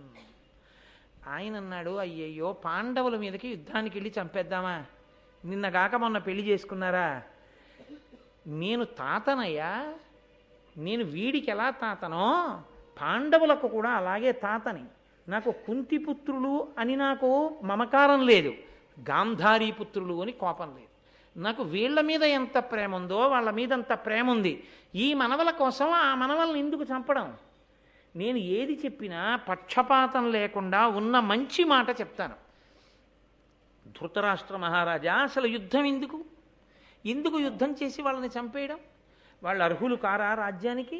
నువ్వేగా చేసావు ధర్మరాజుకి యువరాజ్య పట్టాభిషేకం. పోని రాజ్యం అంతా ఇవ్వవా? అర్ధరాజ్యం ఇచ్చి పాండవులకి నీకు కీర్తి కలుగుతుందయా. పెద్దనాన్న ఆదరించాడు, అర్ధరాజ్యం ఇచ్చాడంటారు. వాళ్ళ నీ మాటకు ఎదురు చెప్పేవాళ్ళు కారు. అర్ధరాజ్యం ఇస్తే అర్ధరాజ్యం తీసుకుని వెళ్ళిపోతారు. మనిషి చనిపోతాడేమో, శరీరం చనిపోతుందేమో, కీర్తి చనిపోదు. అసలు ఆ కీర్తి లేని బ్రతుకు కాదు ధృతరాష్ట్ర. కాబట్టి కీర్తి లేని వానికి జీవనంబు నిరర్థకంబ చూవే, ఎవని మీద నిత్యమైన ధనము నిర్మల కీర్తియు అట్టి కీర్తి వడయుట శ్రమంబే. మనిషి తాను వెళ్ళిపోయిన తరువాత కూడా తన కీర్తి నిలబడిపోయేటట్టుగా బ్రతకాలి.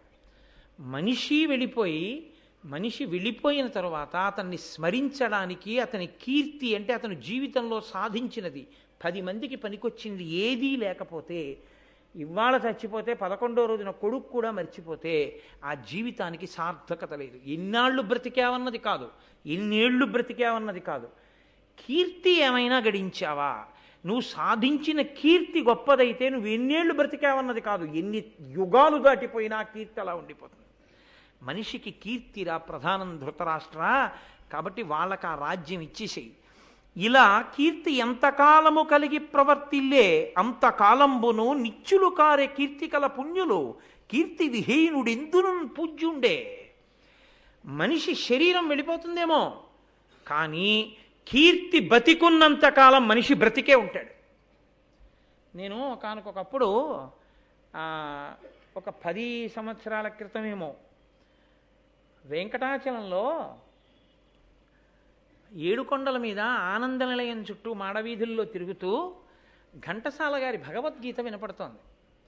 నేను నా భార్యతో అన్నాను, ఘంటసాల గారు వెళ్ళిపోయి చాలా సంవత్సరాలు అయిపోయినా ఆయన కంఠం, ఆయన వాణి ప్రతిరోజు వెంకటాచలం కాదు, ఎన్ని క్షేత్రాల్లోనో ఎన్ని ఇళ్లల్లోనో ఆనాడు కృష్ణుడు ఎలా చెప్పాడో కానీ అంత గంభీరంగా వాణి భగవద్గీత అలా వినపడుతూనే ఉంది.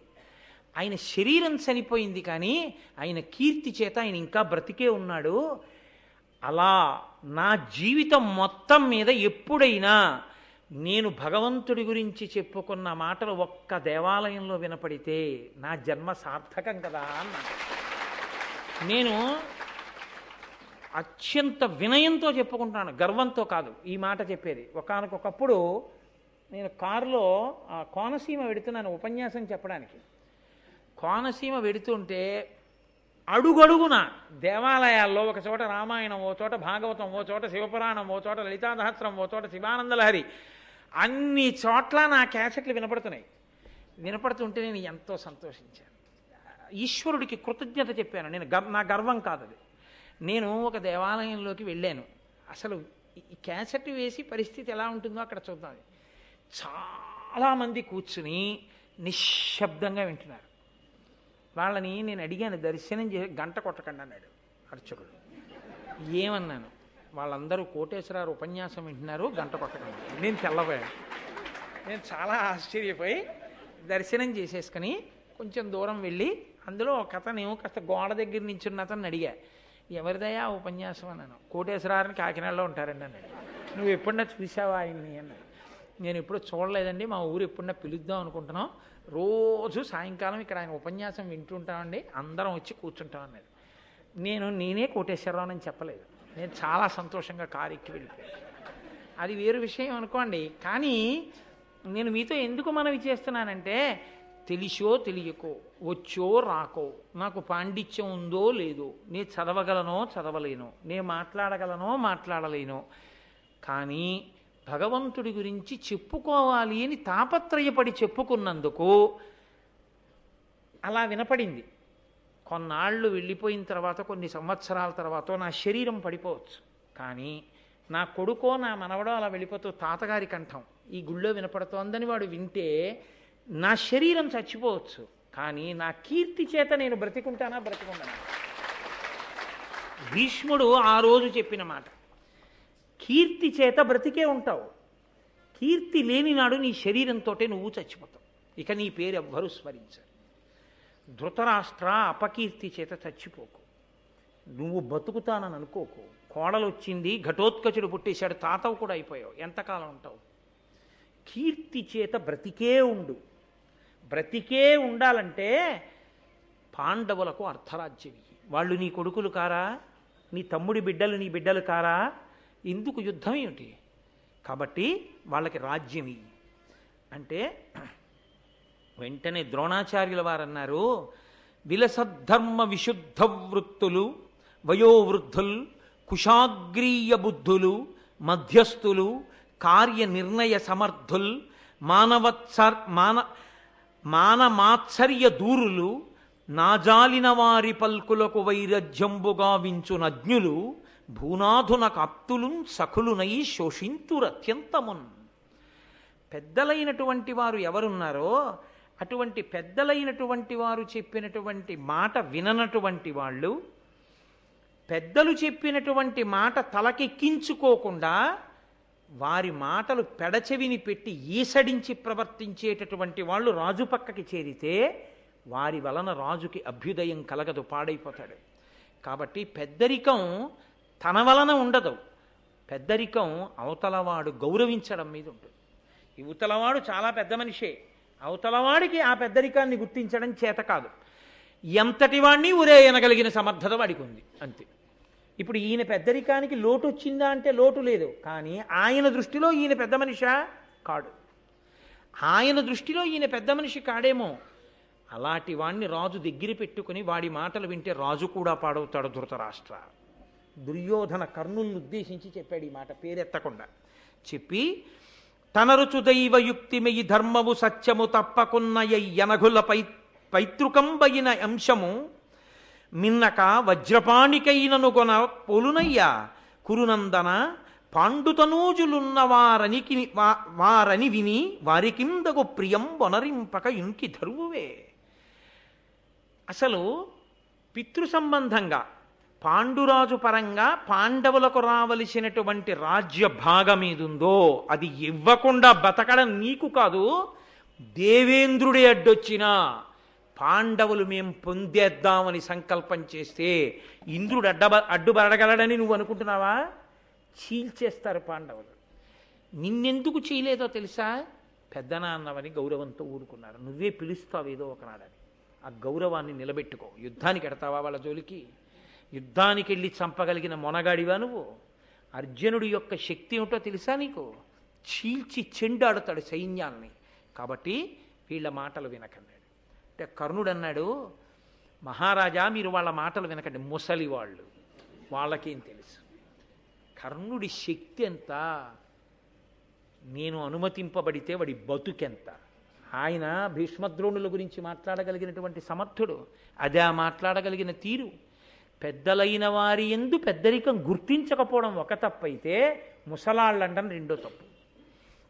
ముసలాళ్ళు వాళ్ళు వాళ్ళకు అనుకూలమైన మాటలే చెప్తారు, వాళ్ళకి ఏవి అనుకూలంగా ఉంటాయో అవి చెప్తారు. అంటే వాళ్ళకి యుద్ధానికి వెళ్ళడము ఇష్టం లేదు, పాండవులకు రాజ్యం ఇప్పించాలి, అందుకని ఇలా మాట్లాడుతున్నారు వాళ్ళు. అసలు పాండవుల్ని దగ్గరికి చేర్చుకోమని చెప్పడం తప్పు కాదా? తన బిడ్డకి రావలసిన రాజ్యం ధృతరాష్ట్రుడిని విప్పించకుండా వాళ్ళకి రాజ్యం ఇవ్వాలా? అర్ధరాజ్యం. ఇది ధర్మమా? ఇది న్యాయమా? వీళ్ళు ఎటువంటి వాళ్ళో తెలుసా ఈ భీష్మద్రోణులు ఇద్దరు? పూర్వం వెనకటికి మగధ రాజ్యాన్ని నితంతువు అనబడేటటువంటి రాజు పరిపాలించేవాడు. ఆ రాజు దగ్గర ఒక టక్కరి మంత్రి ఉండేవాడు. రాజు బాగా వృద్ధుడై ఊపిరితో మాత్రమే బ్రతికున్నాడు. ఇంకా అటువంటి రాజుని పక్కకి తోసేసి మంత్రి రాజ్యాన్ని ఆక్రమించాడు. ఆ మంత్రి ఎటువంటి వాడో, ఎటువంటి శఠుడో, ఈ భీష్మద్రోణులు అటువంటి వాళ్ళు. నీ రాజ్యాన్ని కబళించి పాండవులకు ఇవ్వాలని చూస్తున్నారు. రాజ్యం కావాలనుకుంటే ధృతరాష్ట్రుడికి వస్తుందండి, భీష్ముడే కూర్చుంటే సింహాసనం మీద. ఆయన ఎంతటి త్యాగి, ఎంతటి మహానుభావుడు, ఎంత ధర్మాత్ముడు. సత్యవతి అడిగితేనే బుచ్చుకోలేదు కదా. నిన్న గోకమొన్న పుట్టినవాడు భీష్ముడి ముందు ఏ పాటి నిలబడగలడు? భీష్ముడితో మాట్లాడడానికి అర్హత లేనివాడు భీష్ముణ్ణి, ద్రోణుణ్ణి అధిక్షేపించి ధృతరాష్ట్రుడితో మాట్లాడడమా? ఒళ్ళు పై తెలియకుండా మాట్లాడాడంటుంటారు చూసారా? ఇదిగో ఇలాంటి ప్రేలాపన. ద్రోణుడు వెంటనే అన్నాడు, మేము చెడ్డవాళ్ళమా? నువ్వు మంచివాడివా?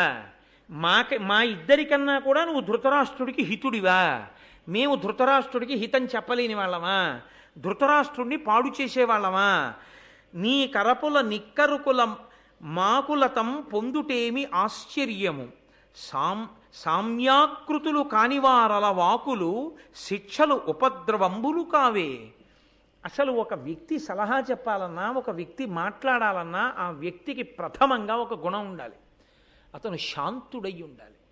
అసలు ఆ శాంతము లేనివాడెవడో వాడు మాట్లాడడానికి అనర్హుడు, వాడు సలహా చెప్పడానికి అనర్హుడు. అసలు నీకు శాంతమే లేదు. నువ్వు ఎప్పుడూ యుద్ధానికి కలిగి పడిపోయి అర్జునుడిని కొట్టేస్తాను, అర్జునుడిని కొట్టేస్తాను, అర్జునుడిని కొట్టేస్తానంటావు. నోరు విప్పితే నువ్వా సలహా చెప్పేవాడివి, నువ్వా శాంతం లేనివాడివి, రాజుకి సలహా చెప్పడానికి అర్హుడవు. కాబట్టి కర్ణుడా నువ్వు మాట్లాడకన్నాడు. ఇంకా భీష్మద్రోణులు కొద్దిగా మెతకగా మాట్లాడారు.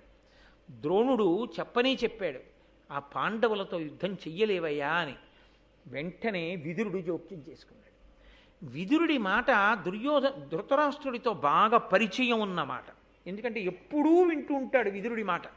విదురుడి మనసు కలుక్కుమందండి భీష్మద్రోణులు అంతంత మాటలంటే.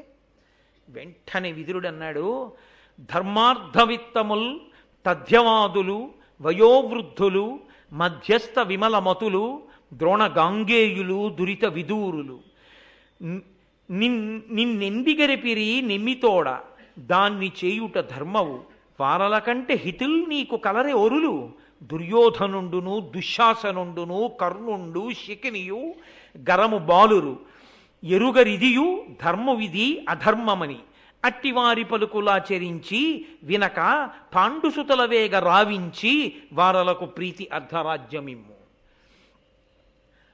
ధర్మానికి కట్టుబడిన వాళ్ళు భీష్మద్రోణులు. వాళ్ళు ఎన్నడూ నిజాన్ని మాత్రమే పలికేవాళ్ళు, వృద్ధులైనటువంటి వారు. వాళ్ళు ఇద్దరి యందు సమానమైన ప్రేమ కలిగిన వాళ్ళు. అటువంటి ద్రోణుడు గాంగేయుడు వాళ్ళని అంతంత మాటలు అనడమా? అయినా ధర్మం తెలుసున్న వాళ్ళిద్దరెక్కరా? అసలు ఇది ధర్మము ఇది అధర్మము అన్న విషయమే తెలియనటువంటి ఈ దుర్యోధనుడు దుశ్శాసనుడు కర్ణుడు శకుని వీళ్ళెక్కడా? వీళ్ళ నీకు సలహా చెప్పేవాళ్ళు, వాళ్ళ పెద్దరికాన్ని ఎంచగలిగిన వాళ్ళు, వీళ్ళ మాటలా నువ్వు వింటావు, వీళ్ళ మాటలా నీకు హితం చేకూరుస్తాయి. ఇప్పటికైనా రాజా ఎవరి మాట వినాలో ఎవరి మాట విని ఎలా నిర్ణయం చేసుకోవాలో జీవితంలో నేర్చుకో. నీ ఎదట పెద్దలు ఇలా అవమానింపబడమా తప్పు కాదు. పాండవులు మహాబలవంతులు, ఏమనుకుంటున్నావో కారణ జన్ములు. వాళ్ళ బలం ముందు నీ కొడుకు కాదు, కర్ణుడు కాదు, నీ కొడుకులందరూ కాదు, అందరూ కలిసి 3 లోకములు ఎదురొచ్చినా చీల్చి చెండాడతారు పాండవులు. వాళ్ళు వాళ్ళ బలంతోనే గొప్పవాళ్ళు. ఇప్పుడు యజ్ఞగుండం నుండి ఆవిర్భవించినటువంటి దృష్టజ్యుమ్నుడు భావమరిదిగా వాళ్లతో కలిసి ఉన్న కారణం చేత ద్విగుణీకృతమైనటువంటి బలం ఉన్నవాళ్ళు. అది చాలదన్నట్టు బలదేవ శ్రీకృష్ణుడు వాళ్లతో కలిశారు. పైగా పాండవుల వినయం గొప్పది. వాళ్ళు నీ పుత్రులు కారా, నీ కొడుకులు కారా? నా కొడుకులంటావు, నా కోడలంటావు. నీ కొడుకులకి మనుష్య ప్రయత్నం ఉంది, పాండవులకి మనుష్య బలంతో పాటు దైవ సహాయం ఉంది. వాళ్ళు ధర్మం ఉన్నవాళ్ళు. బలదేవాచ్యుత సాత్యకుల్ తమకు నొప్పున్ మిత్రులన్ కూర్చుమంత్రుడుగా దైవము మానుషంబు కల నిత్యుల్ నీకు దుర్యోధనాదుల కంటెన్ కడు భక్తులెంతయు వినీతుల్ వీరుల పాండవ పుత్రులు నీ పుత్రులు కారే వారి తగునే దురస్తులం చెయ్యగన్. నీ కొడుకు నిరంతరం నీ మీద తిరగబడతాడు. నువ్వేం నాన్నవి నాన్న అంటాడు, నిన్ను విమర్శిస్తాడు. మాకు తెలియదు అనుకుంటున్నావా? మాకు అన్నీ తెలుసు. ఒక్కనాడు పాండుకుమారులు నిన్ను అలా అన్నారా? తండ్రి లేడు, పెద్దనాన్నగారే మాకు తండ్రి అని నువ్వు ఏం చెప్తే చేశారు. నువ్వు వెళ్ళిపోమ్మంటే వారణావతానికి వెళ్ళిపోయారు. నువ్వు లక్క ఇంట్లో కాల్చినా ఒక్కరితో మా పెద్దనాన్నగారు మాకు ఇలా చేశారని వాళ్ళు ఒక్కరితో చెప్పలేదు.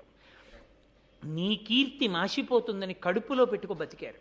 నువ్వు ఇప్పుడు కబురు చేయి, వచ్చి నీ కాళ్ళకి నమస్కారం చేస్తారు. ఇంత వినయం ఉన్నవాళ్ళు నీ తమ్ముడి కొడుకులు, వాళ్ళు నీ కొడుకులు కారా? ఈ ధూర్తులైన కడుపును పుట్టినందుకు వీళ్ళే నీ కొడుకులా? నీకు యోచన లేదా ధృతరాష్ట్ర? ఆహవ భూమిలోన పరమార్థము పార్థుడు వైరివాహిని వ్యూహము వృత్తుచోట మఘవుండును వానికి మార్కొనంగా ఉత్సాహము సేయుడన్న లఘుసారల ధీరుల సాహసుల్ నిరుత్సాహులు ద్రోహులై ఎదిరి చత్తురో మందురో మనవేశ్వర. అర్జునుడే యుద్ధానికి వచ్చి రథం మీద నిలబడి ఎడంచేత్తో వింటిని పట్టుకుని అక్షయ బాణ తూణీరాలలోంచి బాణములను తీసి వింటినారికి సంధించి విడిచిపెట్టడం ప్రారంభం చేస్తే దేవేంద్రుడే దేవతలతో కలిసి వచ్చి యుద్ధ భూమిలో నిలబడ్డా ఆయనని ఎదిరించడం సాధ్యం కాదు. అల్పసారులు, ఉత్సాహం లేని వాళ్ళు, ధైర్యం చెడిపోయిన వాళ్ళు, క్రూరాత్ములు, ధర్మం లేని వాళ్ళు, వీళ్ళు చత్తురో మరలి ఒత్తురో. వీళ్ళ యుద్ధానికి వెళ్ళేవాళ్ళు. వీళ్ళ మాటలా నమ్మి యుద్ధానికి ఎడతావు? యుద్ధం అన్న మాట పాండవుల మీద వీళ్ళు నోరెత్తడమే. నువ్వు ఎందుకు నిగ్రహించలేవు వాళ్ళని? ఎందుకు జవాబు చెప్పలేకపోతున్నావు? ఎందుకు భీష్మద్రోణులు అవమానం చేసి మాట్లాడితే నువ్వు నిశ్శబ్దంగా ఊరుకుంటావు? నీకు భీమబలం తెలియదా? ఎటువంటి వాడో ఒక్కడు చంపుతాడు రాక్షసుల్ని, అంతటి మహానుభావుడు. నకుల సహదేవులు తెలియరా? వీళ్ళ బలం శారీరకమైన బలం, ధనుర్విద్య బలం. అన్నిటికన్నా పెద్ద బలం ఎవరిదో తెలుసా? ధర్మరాజు గారి బలం. ఎందుకంటావేమో, తమ్ముల ఎట్టుల తనకు వశమ్మయి ధర్మవు ధృతియు సత్యము కారుణ్యమ్మును ఒప్పగ పేర్మి నిజమ్ముగమను ధర్మజునక సాధ్యము కలదే. ఎన్నడూ సత్యము ధర్మము భూతదయ ఈ మూడిటిని నిద్రలో హాస్యంలో అబద్ధానికైనా ఒక్కనాడు కూడా తలపెట్టకుండా సత్యధర్మములకు కట్టుబడిన ధర్మరాజు ఎక్కడుంటాడో అక్కడే విజయం. ఆ ధర్మరాజు ఇటువంటి తమ్ముళ్ళ ముందు నిలబడి వాళ్ళని నడిపిస్తుండగా నువ్వు ఎలా గెలుద్దాం అనుకుంటున్నావయ్యా? వాళ్ళ బలపరాక్రమాలు ఎక్కడ, మీ బలపరాక్రమాలు ఎక్కడ? లక్క ఇంట్లో పెట్టి కాల్చావే తెలియదనుకుంటున్నావా? నాకు తెలుసు, నువ్వే కాల్చింది. నీకు తెలియదన్నట్టు ఆ రోజున దొంగ ఏడుపు ఏడిచి వాళ్ళు బతికారంతే చాలన్నావు. వాళ్ళని చంపడానికి కాల్చింది నువ్వు, నీ కొడుకులే. ధర్మరాజుకి చేసినటువంటి అపకారము అన్న బురద నీ చేతికి ఏదంటుకుందో దాన్ని ఉపకారము అన్న నీ సద్బుద్ధి చేత కడుక్కో. ఇప్పటికైనా పాండవులకు కబురు చేయి, కోడలితో కలిసి వాళ్ళని రమ్మను, ఆదరించు, వాళ్ళకి అర్ధరాజ్యం ఇయ్యి. లేదా ఖచ్చితంగా నీకు అపాయం కలుగుతుంది. ధృతరాష్ట్ర, ఏమో అనుకుంటున్నావు, నా మాటలు మన్నించావా బతుకుతావు, లేదా బిడ్డలతో పాడైపోతావు, ఆలోచించుకో అనగానే ధృతరాష్ట్రుడు, అది ఆయన చమత్కారం. భీష్ముడు, ద్రోణుడు, విదురుడు కలిసి రారు కాబట్టి ఇప్పుడు కర్ణ దుర్యోధనుల్ని రక్షించాలి. తాను వాళ్ళ మాట వినేవాళ్ళల్లా ఉండి వీళ్ళని రక్షించుకోవాలి. వెంటనే ఏమన్నాడో తెలుసా అండి? నువ్వు పంపవయా పెద్దవాళ్ళని అన్నాడు. నువ్వే వెళ్ళి తీసుకురా అన్నాడు. నువ్వే వెళ్ళి పాంచాల రాజ్యానికి, కాంపిల్య నగరానికి వెళ్ళి పాండవుల్ని తీసుకురా అంటే, పాపం ఆ విదురుడు కానుకలు పట్టుకెళ్ళాడు. ఎవరెవరికి ఇవ్వవలసినవి వాళ్ళకి ఇచ్చాడు. ద్రుపదుడితో కలిసి సంతోషంగా కూర్చుని ఉన్నారు పాండవులు. కృష్ణ పరమాత్మ అక్కడే ఉన్నారు. ఎంతో ఆనందంగా కూర్చున్న వాళ్ళకి ఎవరికి ఇవ్వవలసినటువంటి కానుకలు వాళ్ళకి ఇచ్చేశాడు. ఇప్పుడు మామగారి అధీనంలో ఉన్నారు. మామగారు పితృపంచకంలో ఒకడు, తండ్రి లాంటి వాడు కాబట్టి నీ అనుమతి లేకుండా తీసుకెళ్ళకూడదు. కాబట్టి ద్రుపద మహారాజా, నీ అల్లుళ్ళని పంపిస్తే కోడల్ని, మీ అమ్మాయిని తీసుకుని వెళ్ళి నేను హస్తినాపురానికి వెడతానని అడిగాడు. కృష్ణ పరమాత్మ అన్నారు, విదురుడు ఎక్కడున్నాడో అక్కడ పాండవులకు రక్ష, కాబట్టి ధర్మాత్ముడైన విదురుడు వచ్చాడు కాబట్టి పంపించండి అన్నారు. ద్రుపదుడు అన్నాడు, భీష్మ, ద్రోణ, విదుర ఇటువంటి మహానుభావులు ఉన్న చోట నా కూతురికి అల్లుళ్ళకి ఏమీ ఇబ్బంది, కాబట్టి తీసుకెళ్ళండి అన్నాడు. బయలుదేరారు రథాలతో కలిసి. కృష్ణ భగవానుడు, సైన్యం, దృష్టజుమ్నుడు సైన్యం ఇంత కలిసి వచ్చాయి. పాండవులు రథాలలో హస్తినాపురానికి చేరుకున్నారు. ఏడిచేవాళ్ళు ఏడుస్తూనే ఉన్నారు, సంతోషించేవాళ్ళు సంతోషిస్తూనే ఉన్నారు. ఆ పురజనులందరూ వాళ్ళు వెడుతుంటే చూసన్నారు, లక్క ఇంట్లో కాలుద్దామని తాను పంపాడు. తిరిగి వచ్చినప్పుడు వాళ్ళు ఎలా వచ్చారు? కొత్తగా బంధుత్వాన్ని కలుపుకునే ద్రుపద సైన్యంతో, బావమరిది దుష్టజుమ్నుడితో, భార్య ద్రౌపదితో, అక్కడెక్కడో పుట్టి పెరుగుతూ పిశాచాలకి రాక్షసులకి అధినాయకుడుగా ఉన్న కొడుకైన ఘటోత్కచుడికి తండ్రిగా భీమసేనుడు, బకాసురుణ్ణి హిడింబాసురుణ్ణి చంపాడన్న కీర్తితో, మత్స్యయంత్రాన్ని కొట్టాడన్న కీర్తి అర్జునుడికి, ఇంత ధర్మానికి తల ఉంచి భిక్షాటనైనా చేశారు. కానీ పెద్దనాన్నగారి అపకీర్తిని వీధిలో పడేయకుండా బతికిన వాళ్ళు చిన్నవాళ్ళైనా పెద్దరికం వీళ్ళది అని ఇంత కీర్తి గణించి చిరునవ్వులతో రథాల మీద వెడుతుంటే, మమ్మల్ని ధర్మం ఆశ్రయించి ఉండగా మాకు ఆపద ఎక్కడొస్తుంది అని నమ్మి వెడుతుంటే, ఆ పురంలో ఉన్నటువంటి జనులందరూ హస్తినాపురంలో బయటికి వచ్చి రహదారులకు రెండు పక్కలా నిలబడి మేడలెక్కి పైనుంచి చూస్తూ అంటున్నారట, పురజనులెల్లను గరమనురక్తులై ధర్మస్వరూపుడి ధర్మతనయుండు అనుజులు తానును చనుదించే పాండు భూజనపతి జీవించి మనల కావ ప్రీతితో తానిప్పుడేతించే మేలయ్యే ఈ మహాత్ములకు దైవమ్ము పురుషకారంబు కలుగంగ దారుణీ రాజ్యంబు వాయునే ఆపదల్ వాయుగాక దాన హోమ జప విధానముల్ మనకివి కలవయేని ధరణి వలయ రాజ్యమిందయుండి ధర్మనందనుండొనరించుచుండు కావు తమ అఖండితముగా. వాళ్ళన్నారు, ఒకానొకప్పుడు పాండురాజు మన్ని ఎంతో గొప్పగా పరిపాలించాడు. ఈ దిక్కుమాల ధృతరాష్ట్రుడు దుర్యోధనుడు ఇప్పుడు రాజయ్యారు. వీళ్ళు లక్క ఇంటిలో కాలిపోయారనుకున్నాం. వీళ్ళ ధర్మం వీళ్ళని రక్షించింది. మళ్ళీ పాండురాజే వస్తున్నాడా అనిపిస్తోంది వీళ్ళ ఐదుగురిని చూస్తే. మేము జపం చేసినది ఉంటే, హోమాలు చేసిన ఉంటే, మేము తపస్సు చేసిన ఉంటే అవి మేము ఇప్పుడే ఆ పుణ్యాల వలన ఈ ధర్మరాజు గారు అఖండమైన ఈ భూమండలాన్ని ఈయనే పరిపాలించుగాక అని వాళ్ళందరూ ఎలుగెత్తి పలుకుతున్నారు. ఇదే వాళ్ళకి ఏడుపు. ఇంత కీర్తి పాండవులకు ఉండడమా అని అసూయ. లోపలికి వెళ్ళారు. హస్తినాపురంలో 5 సంవత్సరాలు ఉన్నారు.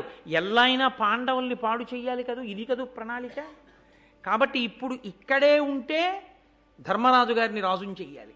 కాబట్టి మళ్ళీ ఏదో ప్రణాళిక వేసి పాండవుల్ని పాడు చెయ్యాలి. 5 ఏళ్ల తర్వాత ఒకరోజు ధృతరాష్ట్రుడి పిలిచి అన్నాడు, ఇదిగో ఈ కృష్ణ భగవానుడి సాక్షిగా చెప్తున్నాను, నీకు అర్ధరాజ్యం ఇస్తున్నాను ధర్మరాజా. నువ్వు ఖాండప్రస్థానికి వెళ్ళి దాన్ని రాజధానిగా చేసుకుని ఆ ఖాండవ ప్రస్థంలో ఉండి రాజ్యం ఏలుకోండి అన్నాడు. వెళ్ళిపోయారు. కృష్ణ భగవానుడు విశ్వకర్మ అన్న దేవశిల్పిని పిలిపించాడు. బ్రహ్మాండమైనటువంటి మేడలు మిద్దెలతోటి మళ్ళీ ఇంకొక అమరపురియా, స్వర్గలోకపు రాజధానియా అన్నట్టుగా విశ్వకర్మ ఆ నగరాన్ని నిర్మించాడు. అది ఎంత గొప్పగా ఉండేదంటేట, తల మీద పాదాల మీద పువ్వులేశారా అన్నట్టుగా ఉండేది. ఆకాశంలో ఉన్న నక్షత్రాలన్నీ దాని తల మీద పూజ చేసినట్టు. ఎందుకని అంతంత పెద్ద పెద్ద హర్మ్యములతో గోపురాలతో ఉండేది. అవి ఆకాశానికి తగిలితే నక్షత్రాలు తల మీద పూజ చేసినట్టు, కింద ఉన్న అగట్టలలోని తామర పూలు పాదములకు పూజ చేసినట్టు, ఆ ఇంద్రప్రస్థ నగరాధిష్టాన దేవతకి చేయబడిన పూజయా అన్నట్టు ఉండేది ఆ నగరం. అంత గొప్పగా ఉండేదిట. పరిగజలంబులున్ తమల పంకరుహోత్పల కైరవాది సుందర కుసుమంబులున్ ఘనపదంబున ఉజ్వల తారకా నిరంతర కుసుమంబులున్ వెలయుతత్పురవప్రము పదపీఠికాశిరముల కొప్పనర్చనలు చేసిన పువ్వులయ విధంబునన్. పాదానికి కొప్పుకి పూజ చేశారా అన్నట్టుగా నక్షత్రాలు తామర పువ్వులు ఉండేవిట. అంత పెద్ద నగరాన్ని నిర్మాణం చేశారు. ఆ నగరం నుంచి సూర్యుడు వెళ్ళిపోతూ ప్రతిరోజు అయోమయ పడిపోయేవాట. ఎందుకని అంటే ఆయన 7 రంగుల గుర్రాలు కట్టుకుని వెడుతుంటాడు. వెడుతున్నప్పుడు ఆ పట్టణంలో ఉన్న పెద్ద పెద్ద మేడల మించి వెడితే మేడల మీద ఉన్నటువంటి ఆ పట్టణంలో ఉన్న మేడల యొక్క పైభాగములు గోపురములన్నీ బంగారంతోటి, వజ్రాలతోటి, రత్నాలతోటి, వైఢూర్యాలతోటి, ముత్యాలతోటి తాపడం చేశారు. వాటిలోంచి రంగురంగులు బయటకు వస్తుండేవి, కాంతులు. ఆ కాంతుల మధ్యలోంచి సూర్యరథం వెడుతుంటే ఆ కాంతులలో ఆయన గుర్రాల రంగులు మారిపోయేవి. ఆ కాంతిలోకి వెళ్ళి ఆయన ఒక్కసారి ఇలా చూసి ఆ కింద నగరం యొక్క అందం చూద్దామని చూసి తన గుర్రాలు రంగులు మారిపోయి కనపడేటప్పటికి ఒకసారి గుర్రాన్ని తడిమి, ఇదేమిటి నా గుర్రాలు రంగులు మారిపోయి నా గుర్రాలేనా అనుకునేవట. అంత గొప్ప కాంతులు వెదజల్లేటటువంటి అన్ని గొప్ప మణుల చేత తాపడములు చేయబడినటువంటి మేడలతో కూడిన ఇంద్రప్రస్థ నగరాన్ని నిర్మించి కృష్ణ భగవానుడు వాళ్ళకిచ్చాడు. దాన్ని రాజధానిగా చేసుకుని విశ్వకర్మ నిర్మాణం దేవశిల్పి. కాబట్టి వాళ్ళు సంతోషంగా హాయిగా ద్రౌపదీదేవితో ఉన్నారు. కృష్ణ భగవానుడు అన్నాడు, రేపు నారద మహర్షి వస్తున్నారు, మీకు ఒక అత్యద్భుతమైన విషయాన్ని చెప్తారు. కాబట్టి మీ అందరూ రేపు శ్రద్ధాళువులై నారద మహర్షి చెప్పే విషయాన్ని వినడానికి సిద్ధంగా ఉండండి. ఇంకా నేను బయలుదేరుతాను అని కృష్ణ పరమాత్మ ద్వారకా నగరానికి వెళ్ళిపోయారు. మరునాడు నారద మహర్షి వచ్చి ఏదో ముఖ్యమైన సందేశాన్ని ఇస్తారు. స్వస్తి. ఇప్పుడు నేను మీతో ఒక్క మాట చెప్పి మంగళం చెప్పేస్తాను. మనం కుంభాభిషేకం చెయ్యబోతున్నాం. కుంభాభిషేకము అన్నది ఎందుకు చేస్తారు అన్నది నేను మీతో ఒక్కసారి లఘువుగా 5 నిమిషాలే ప్రస్తావన చేస్తాను. మనకి దేవాలయంలో అయ్యప్ప స్వామి ఉన్నారు. మనం ఒక కష్టం వచ్చిందనుకోండి, ఒక బాధ వచ్చిందనుకోండి, ఒక ఇబ్బంది వచ్చిందనుకోండి, ఎక్కడికి పరిగెడతాం? ఆలయానికి వస్తాం. వచ్చి స్వామి దగ్గర నిలబడి, స్వామి నేను ఈ ఆపదలో ఉన్నాను, నన్ను కాపాడు అని అడుగుతాం ఆయనకి ప్రదక్షిణం చేసి. ఆయన తన తేజస్సు చేత మనకుండేటటువంటి కోరికలని తీరుస్తాడు. ఇప్పుడు ఆయనకు ఆ శక్తి ఎక్కడి నుంచి వస్తూ ఉంటుందో తెలుసా అండి? ఆగమం ఏమంటుందంటే ఆ మూర్తి కింద విగ్రహం అనకూడదు, యథార్థానికి స్వామియే. స్వామికి తేజస్సు ఎక్కడ వస్తుందంటే ఆయన కింద యంత్రం ఉంటుంది. ఆ యంత్రాన్ని ఎలా పెట్టాలో అలా పెట్టి అది పనిచేయడం ప్రారంభించగానే బ్యాటరీలో ఉన్న శక్తి బ్యాటరీ లైట్లోకి వెళ్ళి దీపం వెలిగినట్టు ఆ శక్తి స్వామిలోకి ప్రవేశించి మిమ్మల్ని, నన్ను, అందరినీ చక్కగా కాపాడుతుంటుంది. ఆయన అనుగ్రహం చేతనే నాకు తెలిసి బహుశः ఈ చుట్టుపక్కల ఎక్కడా ఏ ప్రాంగణంలోనూ జరగల రామాయణ భారత భాగవతములు లలితా సహస్రములు సౌందర్యలహరి ఇన్ని జరిగిన ఏకైక దేవాలయ ప్రాంగణం ఒక్క అయ్యప్ప స్వామి దేవాలయ ప్రాంగణం. కాబట్టి ఆయన అంతటి తేజో విరాజితుడు. అంతమంది దీక్షలు తీసుకున్నారు, అంతమంది ఇరుముడులు కట్టుకున్నారు, అంతమంది క్షేమంగా వెళ్ళొచ్చారు. ఇన్ని మార్లు ఎన్ని వేల మందికి ఎంత అన్నదానం జరిగిందో, శారదా నవరాత్రులు, వెంకటేశ్వర వైభవోత్సవాలు, ఇన్ని జరిగినటువంటి గొప్ప ప్రాంగణం, మనం అందరం గర్వపడవలసినటువంటి ప్రాంగణం ఈ ప్రాంగణం. అంత గొప్ప స్వామికి కూడా ఏమైపోతుందంటే మనం ప్రదక్షిణం చేసేటప్పుడు ఆయన శక్తి కొంత చక్రంలోది మనం తీసుకుంటూ ఉంటాం, అందుకే ప్రదక్షిణం చేస్తాం. రెండు, మనం వెళ్ళకూడనటువంటి రీతిలో దేవాలయం దగ్గరికి వెళ్ళిన కారణం చేత మన దగ్గర నుంచి వెళ్ళిన అశౌచపు గాలి మూర్తికి తగిలి మూర్తిలోంచి చక్రం దగ్గరికి వెడుతుంది. క్రమంగా ఏమైపోతుందంటే ఆ శక్తి క్షీణించిపోతుంది. అది మెల్లమెల్లగా. రెండవ కారణం దేనికి పోతుంది అంటే అక్కడ వేదమంత్రం చదివేటప్పుడు స్వరం కానీ మారితే, ప్రధానార్చకుడు ఉంటారు కదా, ఆయన ఎప్పుడూ శౌచంతో చేస్తారు. ఎప్పుడైనా పొరపాటున అక్కడ స్వరం తప్పి ఎవరైనా మంత్రాలు చదివితే యంత్రం యొక్క శక్తి క్షీణిస్తుంది. అందుకే మళ్ళీ దేవాలయాన్నంతటినీ శక్తివంతం చేయడానికి ఏం చేస్తారంటే ఈ నదీ జలములు పరమ పవిత్రములు. నదులన్నీ కూడా సృష్టి ప్రారంభమునందు చతుర్ముఖ బ్రహ్మగారు నిర్దేశించాడు, ఇక్కడ ఇలా పుట్టి ఈ మార్గంలో వెళ్ళి సముద్రంలో కలవాలి అని. అలాగే పెడతాయి నదులు. నదులన్నీ కూడా పవిత్రము చేయగలిగినటువంటి శక్తిని సహజంగా కలిగి ఉంటాయి. ఆ నదీ జలములన్నీ కలశలలో పోసి మధ్యలో కలశ పెడతారు, ప్రధాన కలశ అంటారు. ఎంత కష్టమో పడతారు ఋత్విక్కులు. ఎవరి కొరకు? మళ్ళీ ఊరు దేశం అన్నీ బాగుండాలంటే ఆ శక్తిని పెంచాలి. ఇప్పుడు ఆ మూర్తిని పైకి ఎత్తేసి యంత్రాన్ని పైకి తీసేసి మళ్ళీ యంత్రం పెట్టకూడదు, అది దోషం. ఒకసారి మూర్తిని పెట్టాక ఏదైనా భిన్నమైతే తీయాలి తప్ప లేకపోతే తీయకూడదు. కాబట్టి అడుగున ఉన్న యంత్రానికి మళ్ళీ శక్తినివ్వడం ఎలా? ఏరియల్ ఎలా ఉంటుందో మనం చూడండి, ఇంటి మీద పూర్వం యాంటెన్నాలని పెట్టుకునేవాళ్ళం. అది ఏం చేస్తుందంటే ఆ దూరదర్శన్ వాళ్ళు ప్రసారం చేసినటువంటి తరంగములను లాక్కుని టీవీలోకి ప్రవేశపెడుతుంది, అప్పుడు మనకు బొమ్మ కనపడుతుంది. అలా మళ్ళీ మంత్రపూరితమైనటువంటి జలకలశ పట్టుకుని ఆ జలకలశ మళ్ళీ పాడు చేసుకోకూడదు. మనం ఇంత కష్టపడి అందులోకి ఈశ్వర శక్తిని అంతటినీ నీటిలో పెడతారు. నీటికి ఉన్న శక్తి ఏమిటో తెలుసా అండి? ఈశ్వర శక్తిని అంతటినీ తనలోకి తీసుకుంటుంది. అది ఇప్పుడు అమ్మవారి మూర్తి కించిత్ భిన్నమైంది, అందుకని అలా ఉండకూడదు. కాబట్టి మళ్ళీ కంచిలో కామాక్షి అమ్మవారు యథార్థంగా అమ్మవారు ఆశీర్వదించింది ఈ దేవాలయాన్ని. అందుకే కంచిలో ఉన్న స్థపతి అసలు ఆయన అంత తొందరగా ఏది చేయడానికి ఒప్పుకోడు. అటువంటిది రాత్రింబవళ్ళు కష్టపడి మళ్ళీ మీరు చూద్దురు కానీ, అధివాసాల్లో దర్శనం చేద్దురు కానీ అసలు నేను చూసి తెల్లబోయాను. పెద్ద కామాక్షి, చిన్న కామాక్షి, కంచి నుంచి కామాక్షి కదిలి వచ్చింది ఈ దేవాలయాన్ని. పరమాచార్య పరమాచార్య పరమాచార్య అని మనం పలవరించినందుకు పరమాచార్య స్వామి వారు అమ్మవారిని ప్రార్థించారు.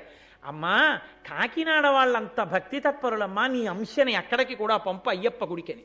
అయ్యప్ప కామాక్షి దేవాలయానికి క్షేత్రపాలకుడు. ఆయన మాట ఆయన ఆహ్వానిస్తే అమ్మవారు వస్తుంది. అందుకే మీరు చూడండి ఆ మూర్తిని అధివాసంలో రేపు చూద్దురు కానీ, ఇలా కూర్చుంటే కంచిలో కామాక్షి ఎలా ఉంటుందో ముద్ర చిన్న కామాక్షి మనకు వచ్చేసింది. ఇప్పుడు చిన్న కామాక్షిని ప్రతిష్ఠ చేస్తారు, అది మహాకుంభాభిషేకం అంటారు. ప్రతిష్ఠ సమయంలో చేస్తే మహాకుంభాభిషేకం, మిగిలినది కుంభాభిషేకం అంటారు. వైదికమైన మాట అంతే, దాని పరిమితి. ఇప్పుడు ఏం చేస్తారంటే అమ్మవారిని తీసేసేటప్పుడు అమ్మవారి శక్తిని అంతటినీ మంత్రములతో ఆవాహన చేసేసి, సబ్స్ట్రాక్షన్ అంటారు, తీసేయడం అంటారు చూసారా, అలా తీసేసి ఆ శక్తిని అంతటినీ ఒక జలకలశలోకి పెట్టేస్తారు. నీటిలోకి వెళ్ళిపోతుంది ఆ శక్తి అంతా. అప్పుడు ఈ మూర్తిని తీసేస్తారు. ఈ కలశ పట్టుకెళ్ళి ఇది అయ్యవారి శక్తి స్వరూపం కాబట్టి ఆ శక్తి అయ్యవారి గుళ్ళోకి వెళ్ళిపోతుంది, వెళ్ళిపోయి అక్కడ ఉంటుంది. మళ్ళీ వేరొక మూర్తిని సుముహూర్తంలో ప్రతిష్ఠ చేస్తారు. 7వ తారీఖే ఉదయం ఇక్కడ కుంభాభిషేకం, అక్కడ మహాకుంభాభిషేకం, ప్రతిష్ఠ ఒక్కసారే జరుగుతాయి. ఆ జరిగేటప్పుడు మళ్ళీ అమ్మవారి మూర్తిని తీసుకొచ్చి యంత్రం వేసి పెడతారు. మరి అయ్యప్ప స్వామి దేవాలయంలో యంత్రం మనం ఇప్పుడు మళ్ళీ ముట్టుకోవడం, దాన్ని మళ్ళీ తీసుకొచ్చి పెట్టి జపాలు చేయడం కుదరదు కదా. మరి ఎలా? ఏరియల్ ద్వారా టెలివిజన్ సెట్లోకి బొమ్మను ఎలా తెచ్చుకుంటామో అలాగే కలశ జలాల్ని కలశ మీద పోస్తాం. ఇది పట్టుకుని పరమ తపోనిష్టాగరిష్ఠులైనటువంటి వాళ్ళు, గొప్ప శ్రీచక్రార్చన చేసేవాళ్ళు, ప్రతిరోజు చంద్రమౌళీశ్వరారాధన చేసేటటువంటి అలవాటు ఉన్న పీఠాధిపతుల్ని తీసుకొస్తారు. అందుకే కంచికామకోటి పీఠాధిపతులు నడిచే దేవుడు చంద్రశేఖరేంద్ర సరస్వతి స్వామివారు ఈ దేశంలో ఎన్ని దేవాలయాలకో కుంభాభిషేకం చేశారు, మళ్ళీ శక్తినిచ్చారు ఆయన.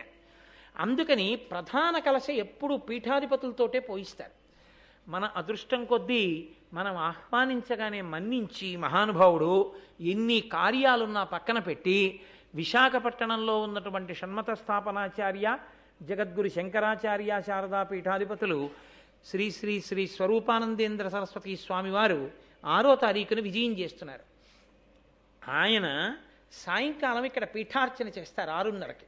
అది చంద్రమౌళీశ్వరారాధన పీఠాధిపతులు చేస్తుంటే చూడడం చాలా అరుదు. మొన్న మేము కంచి వెళ్ళినప్పుడు చూసొచ్చాం. చాలా గొప్పగా ఉంటుంది ఆ పీఠార్చన. అది మనమందరం చూడడం కోసమని ఆయన పీఠాన్నంతటినీ పట్టుకుని వస్తున్నారు. వచ్చి ఇక్కడ పీఠార్చన చేస్తారు, అక్కడ వేదిక కడతారు, దాని మీద చేస్తారు. 7వ తారీఖు ఉదయం ఆ కలశలన్నీ పట్టుకుని పైకి ఎక్కుతారు. అందుకే ఇవన్నీ కడుతున్నారు ఇలాగ. అవన్నీ మంత్రఘోష మధ్యలో పట్టుకుని పైకెక్కుతారు. పైకెక్కి ఏకకాలంలో సుముహూర్తంలో దీక్షితులైనటువంటి ఋత్విక్కులందరూ కలిసి సుబ్రహ్మణ్య శర్మ గారి ఆధ్వర్యంలో వాళ్ళందరూ దీక్షలు తీసుకుంటారు. ఈ మధ్యకాలంలో అసలు ఎన్నడూ బయటికి కూడా రానటువంటి మహానుభావుడు కృష్ణావధానులు గారు అయ్యప్ప స్వామి దేవాలయం మీద ఉన్నటువంటి ప్రత్యేకమైన గౌరవంతో ఆయన ఈ కుంభాభిషేక సుముహూర్తం కూడా ఆయనే నిర్ణయం చేశారు. నిర్ణయం చేసి ఆయన ఈ కార్యక్రమానికి అంతటికీ ఆధ్వర్యం వహిస్తున్నారు. సుబ్రహ్మణ్య శర్మ గారు కార్యక్రమాన్నంతటినీ పర్యవేక్షిస్తున్నారు. గాయత్రీ మంత్రానికి 24 బీజాక్షరములు కనుక 24 మంది గొప్ప సుశిక్షితులై జపశక్తి తపశ్శక్తి కలిగినటువంటి వారు, గొప్ప ఈశ్వర భక్తి కలిగినటువంటి వారు 24 మంది పండితులు బ్రాహ్మణోత్తములు ఋత్విక్కులుగా వచ్చి కూర్చుని యాగాన్ని నిర్వహిస్తారు 3 రోజులు. 5వ తారీఖు ఉదయం మేళతాళాలతో యాగశాల ప్రవేశం చేస్తారు. ఇన్ని వేలో ఖర్చు పెట్టి అన్ని అంత వైదికంగా నిర్మాణం చేస్తున్నారు. ఆఖరికి భూమి పూజ చేసినప్పుడు కూడా శాంతి కర్మ పౌష్టిక కర్మ అని చేస్తారు. అంతగా భూమి పూజ చేసి అన్ని దోషములు విరిగిపోవడానికి ఆవుని తిప్పాము ఆ రోజున దూడతో కలిపి. ఆవు తిరిగితే పరదేవత నడిచేసినట్టే ఇంకక్కడ. అంత జాగ్రత్త తీసుకుని యాగశాల నిర్మాణం జరుగుతోంది. ఇది కన్నుల పండుగ.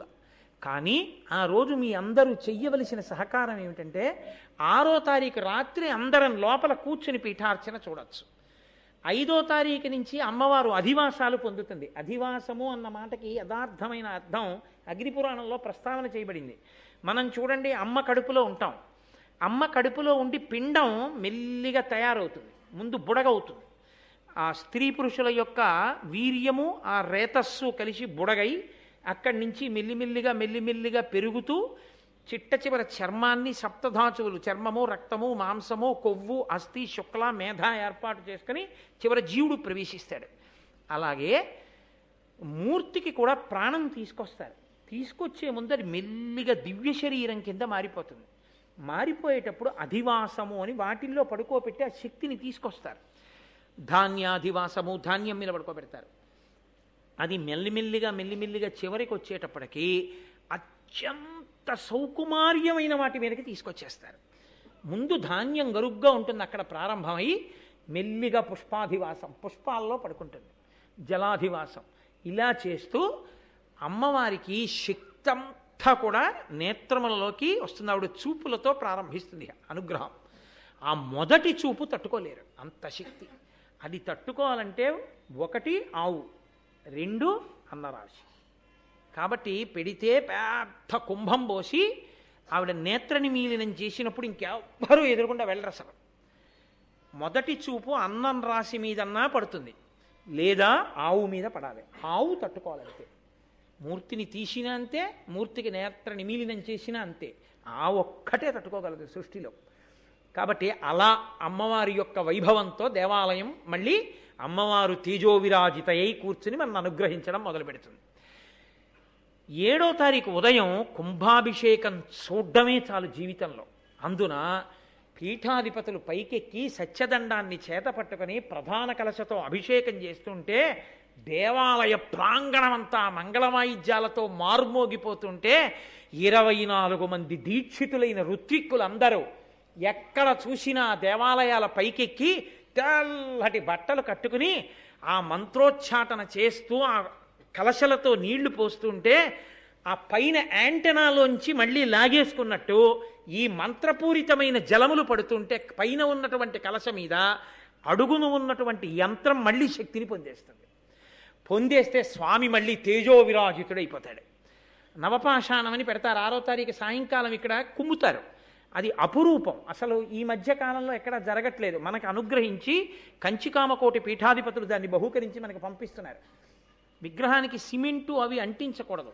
ఆ నవపాషాణం పెట్టాలి. అది మూలికలతో తయారు చేసి దాన్ని వెన్నతో కలిపి బాగా కుమ్ముతారు. 6వ తారీఖు రాత్రి అందులోంచి అగ్నిహోత్రం వచ్చినట్టు వస్తుంది.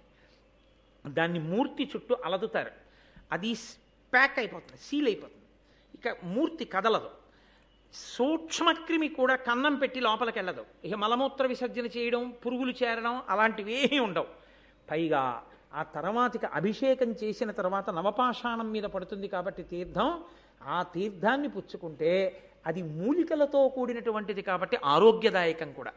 ఆ నవపాషాణం కొందామంటే దొరకదు.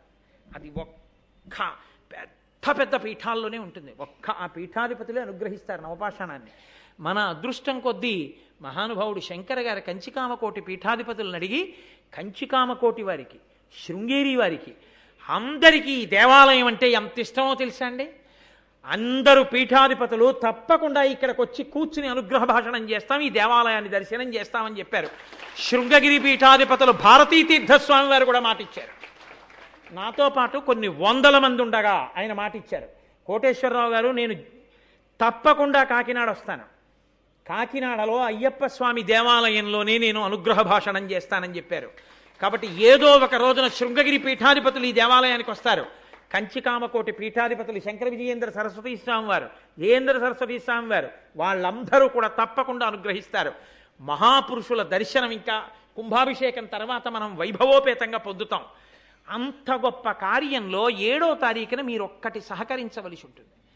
కలశలు మంత్రపూరితంగా ఇన్ని చోట్లకి వెళ్ళేటప్పుడు ఎక్కడ ఎవ్వరూ అడ్డుండడానికి అవకాశం ఉండదు. అందుకే ఎన్ని వేల రూపాయలు ఖర్చు అయినా సరే ఒక నయా పైసా భక్తులు అడగకుండా కమిటీ వారు ఇతర పెద్దలు వేసుకుని దేవాలయం చుట్టూ షామియానాలు వేసేసి చుట్టూ కుర్చీలు వేసేస్తున్నారు. మీ అందరూ హాయిగా దేవాలయం చుట్టూ కూర్చుంటే కార్యకర్తలు మీ అందరితో జయ జయ శంకర హర హర శంకర అని నామం చెప్పిస్తారు. మీ అందరూ నామం చెప్తూ కుంభాభిషేకం చూడడమే చాలు జీవితంలో. 7వ తారీఖున మన అందరం దేవాలయం చుట్టూ నిలబడి చూస్తుండగా మీకు ఆ కోరికుంటే నేను కూడా దేవాలయ ప్రాంగణంలో ఉండను, మీ అందరితో కలిసి నేను కూడా బయటే ఉండిపోతాను. గురువుగారు మీరు కూడా ఉంటే నాకు సంతోషం అంటే మీ అందరి సంతోషం కన్నా నాకు ఏమీ కల, నేను కూడా మీతో పాటే గోడ బయట నించుంటాను. హాయిగా మనందరం చూస్తుండగా ఆ కుంభాభిషేకం చూస్తే చాలు, మనందరం సంతోషంగా ఆ కుంభాభిషేకం చూద్దాం. 6వ తారీఖు సాయంకాలం పీఠార్చన చూద్దాం. మనందరం చెయ్యవలసింది ఒక్కటే. ఇవాళ సాయంకాలమే ప్రారంభమైపోయింది నామపారాయణ. మీకు ఏ పాటి అవకాశం ఉన్నా మీ అందరూ కూడా ఎంతో కొంత సమయం వెచ్చించి సూర్యోదయం లగాయతూ సూర్యాస్తమయం వరకు లోపల విష్ణు సహస్రం, లలితా సహస్రం, హనుమాన్ చాలీసా సూర్యోదయాత్ పూర్వం మొదలై సూర్యాస్తమయం వరకు జరుగుతూనే ఉంటాయి. ఏమో అదృష్టం బాగుంటే 5వ తారీఖున రాత్రింబవళ్ళు చేయించే ప్రయత్నం చేద్దాం. మీ అందరూ కూడా ఎంతమంది వచ్చినా అందరూ లోపలికి వచ్చి కూర్చుని సంతోషంగా మార్మోగిపోయేటట్టు భగవన్నామం చెయ్యండి. దేవాలయం ఎంత శక్తివంతమైతే మనందరం అంత అనుగ్రహాన్ని ఈశ్వరుడిది పొందుతాం. ఇది అస్తమానం చేసేటటువంటి ఉత్సవం కాదు, అపురూపమైన ఉత్సవం. కాబట్టి దీనికి మీరు చేసేటటువంటివి 3. ఒకటి, మీరు ఏ తీర్థజలములను ఇవ్వగలిగినా తెచ్చివ్వండి. ఇప్పటికే లోపల పెట్టారు ఎన్ని నదుల జలాలు వచ్చాయో. ఆ నదీ జలాలన్నీ కూడా చక్కగా కలశంలో పోసి అభిషేకాలకు ఎడతాయి. 2, మీ అందరూ మీ బిడ్డలతో మీ కుటుంబ సభ్యులతో వచ్చి చక్కగా కొంతసేపైనా నామం చెయ్యండి. అప్పుడు మీరు ఈ దేవాలయ అభ్యున్నతి కొరకు కాసేపు నామం చేసి కుంభాభిషేకం జరిగే మహోత్సవంలో పాలు పంచుకున్నవారు అవుతారు. 6వ తారీఖు సాయంకాలం మీ కుటుంబాలన్నిటితో కలిసి రండి. ఒకవేళ లోపల చోటు చాలక కనపడకపోతే బయటికి స్క్రీన్స్ పెట్టి లైవ్ టెలికాస్ట్ చేస్తారు, పీఠార్చన అంతా కనపడడానికి. బయట కూడా నిలబడి యథేచ్ఛగా స్క్రీన్స్ మీద చూడొచ్చు. 7వ తారీఖు ఉదయం మీ అందరూ దయచేసి సహకరించి మనందరం లోపలికి రాకుండా బయట నిలబడి దేవాలయం చుట్టూ కుంభాభిషేకం చూస్తే అందమైన రీతిలో ఆ కుంభాభిషేకాన్ని బయట ఎండ తగలకుండా షామియానాలు కుర్చీలు అన్నీ వేసేస్తారు గుడి చుట్టూ. చక్కగా కూర్చొని భగవన్నామని చెప్తూ అభిషేకం చూద్దాం. ఆ రోజు సాయంకాలం అయ్యప్ప స్వామికి మిగిలిన దేవతలకి అందరికీ పుష్పాభిషేకాలు జరుగుతాయి, విశేషమైనటువంటి అభిషేకాలు జరుగుతాయి. కాబట్టి 7వ తారీఖు మీరు వచ్చేటప్పుడు ఎవరు ఏ అభిషేక ద్రవ్యం తేగలిగితే అది తీసుకురండి. దేవతామూర్తులన్నిటికీ ప్రథమాభిషేకం జరుగుతుంది. అదే కిందనున్న నవపాషాణం మీద పడి కిందకు వచ్చిన తర్వాత అందరికీ కూడా 7వ తారీఖు పుష్పాభిషేకం అయిపోయిన తర్వాత తీర్థాన్ని వినిమయం చేసి ప్రసాదం ఇస్తారు. 8వ తారీఖున 8నే కదా గోపాలకృష్ణ గారు, 8న మన స్వామి మన దేవాలయం మీ అందరూ కుటుంబ సభ్యులతో దేవస్థానం పాలక మండలి తరపున నేనే మీకు ఆహ్వానం చేస్తున్నాను, వాళ్ళు నాకు ఆ పెద్దరికం ఇచ్చారు కాబట్టి మీ అందరూ కూడా చక్కగా ఈశ్వర ప్రసాదం అందుకోవడానికి రండి. మనందరం కలిసి చెయ్యి పట్టుకుని అందరం ఇక్కడే దేవాలయ ప్రాంగణంలో మధ్యాహ్నం భోజనం చేద్దాం. ఆ ప్రసాదం తీసుకుంటే 8వ తారీఖుతో కార్యక్రమాలు నారాయణ సేవతో పూర్తయిపోతాయి. కాబట్టి గొప్ప ఉత్సవం ప్రారంభమైపోయింది. ఇవాళే అదంతా ప్రారంభం చేశారు. కొంతమంది కంకణాలు కూడా కట్టుకున్నారు. ఈ 4 రోజులు మేము దీక్షలో ఉండిపోతామండి, కంకణాలు కూడా కట్టుకుని దీక్షా స్వీకారం చేశారు. అలా ఉండి మేము సేవ చేస్తామని. కాబట్టి మీ అందరూ రేపటి నుంచి వచ్చి చక్కగా నామని చెప్పి మీరు ఇవ్వగలిగిన తీర్థజలాలు ఉంటే ఇవ్వండి. ఒకవేళ మీరు ఇవ్వలేకపోయినా ఏమీ బెంగ పెట్టుకోక్కర్లేదు. చక్కగా సంతోషంగా ఈ కార్యక్రమాన్ని జయప్రదం చేయవలసిందిగా మిమ్మల్ని అభ్యర్థిస్తూ, అసలు కుంభాభిషేకం అంటే ఏమిటి అన్నది ఒక్కసారి తెలియడం మర్యాద కనుక, మీకు తెలియదని కాదు, మీకు అన్నీ తెలుసు, అసలు ఆ మంత్రభాగంతో సహా తెలుసు. ఏదో నా వాచాలత్వం చెప్పాలన్న సంతోషం కొద్దీ చెప్పాను. కాబట్టి ఈ ఉత్సవాన్ని గొప్ప విజయవంతంగా స్వామి పొంగిపోయేటట్టుగా కొన్ని వేల మందిని భగవన్నామని చెప్తుండగా అద్భుతమైన కుంభాభిషేకం జరిగేటట్టుగా మీ అందరూ కలిసి రావలసిందిగా మీకు ఆహ్వానం పలుకుతూ, మంగళాశాసనపరై పదాచార్య పురోగమై సర్వైశ్చ పూర్వైరాచార్యై సత్కృతాయాస్తు మంగళం. మంగళం కోసలేంద్రాయ మహనీయ గుణాత్మనే చక్రవర్తి తనూజాయ సర్వభౌమాయ మంగళం. ఉమాకాంతాయ కాంతాయ కామితార్థప్రదాయినే శ్రీగిరీశాయ దేవాయ మలినాథాయ మంగళం. కరచరణకృతం వా కర్మవాక్కాయజం వా శ్రవణనైనజం వా మానసం వాపరాధం విహితమవిహితం వా సర్వమేత్తక్షమస్వ శివ శివ కరుణాబ్ధే శ్రీ మహాదేవ శంభో. సర్వం శ్రీ ఉమామహేశ్వర పరబ్రహ్మార్పణమస్తు. స్వస్తి.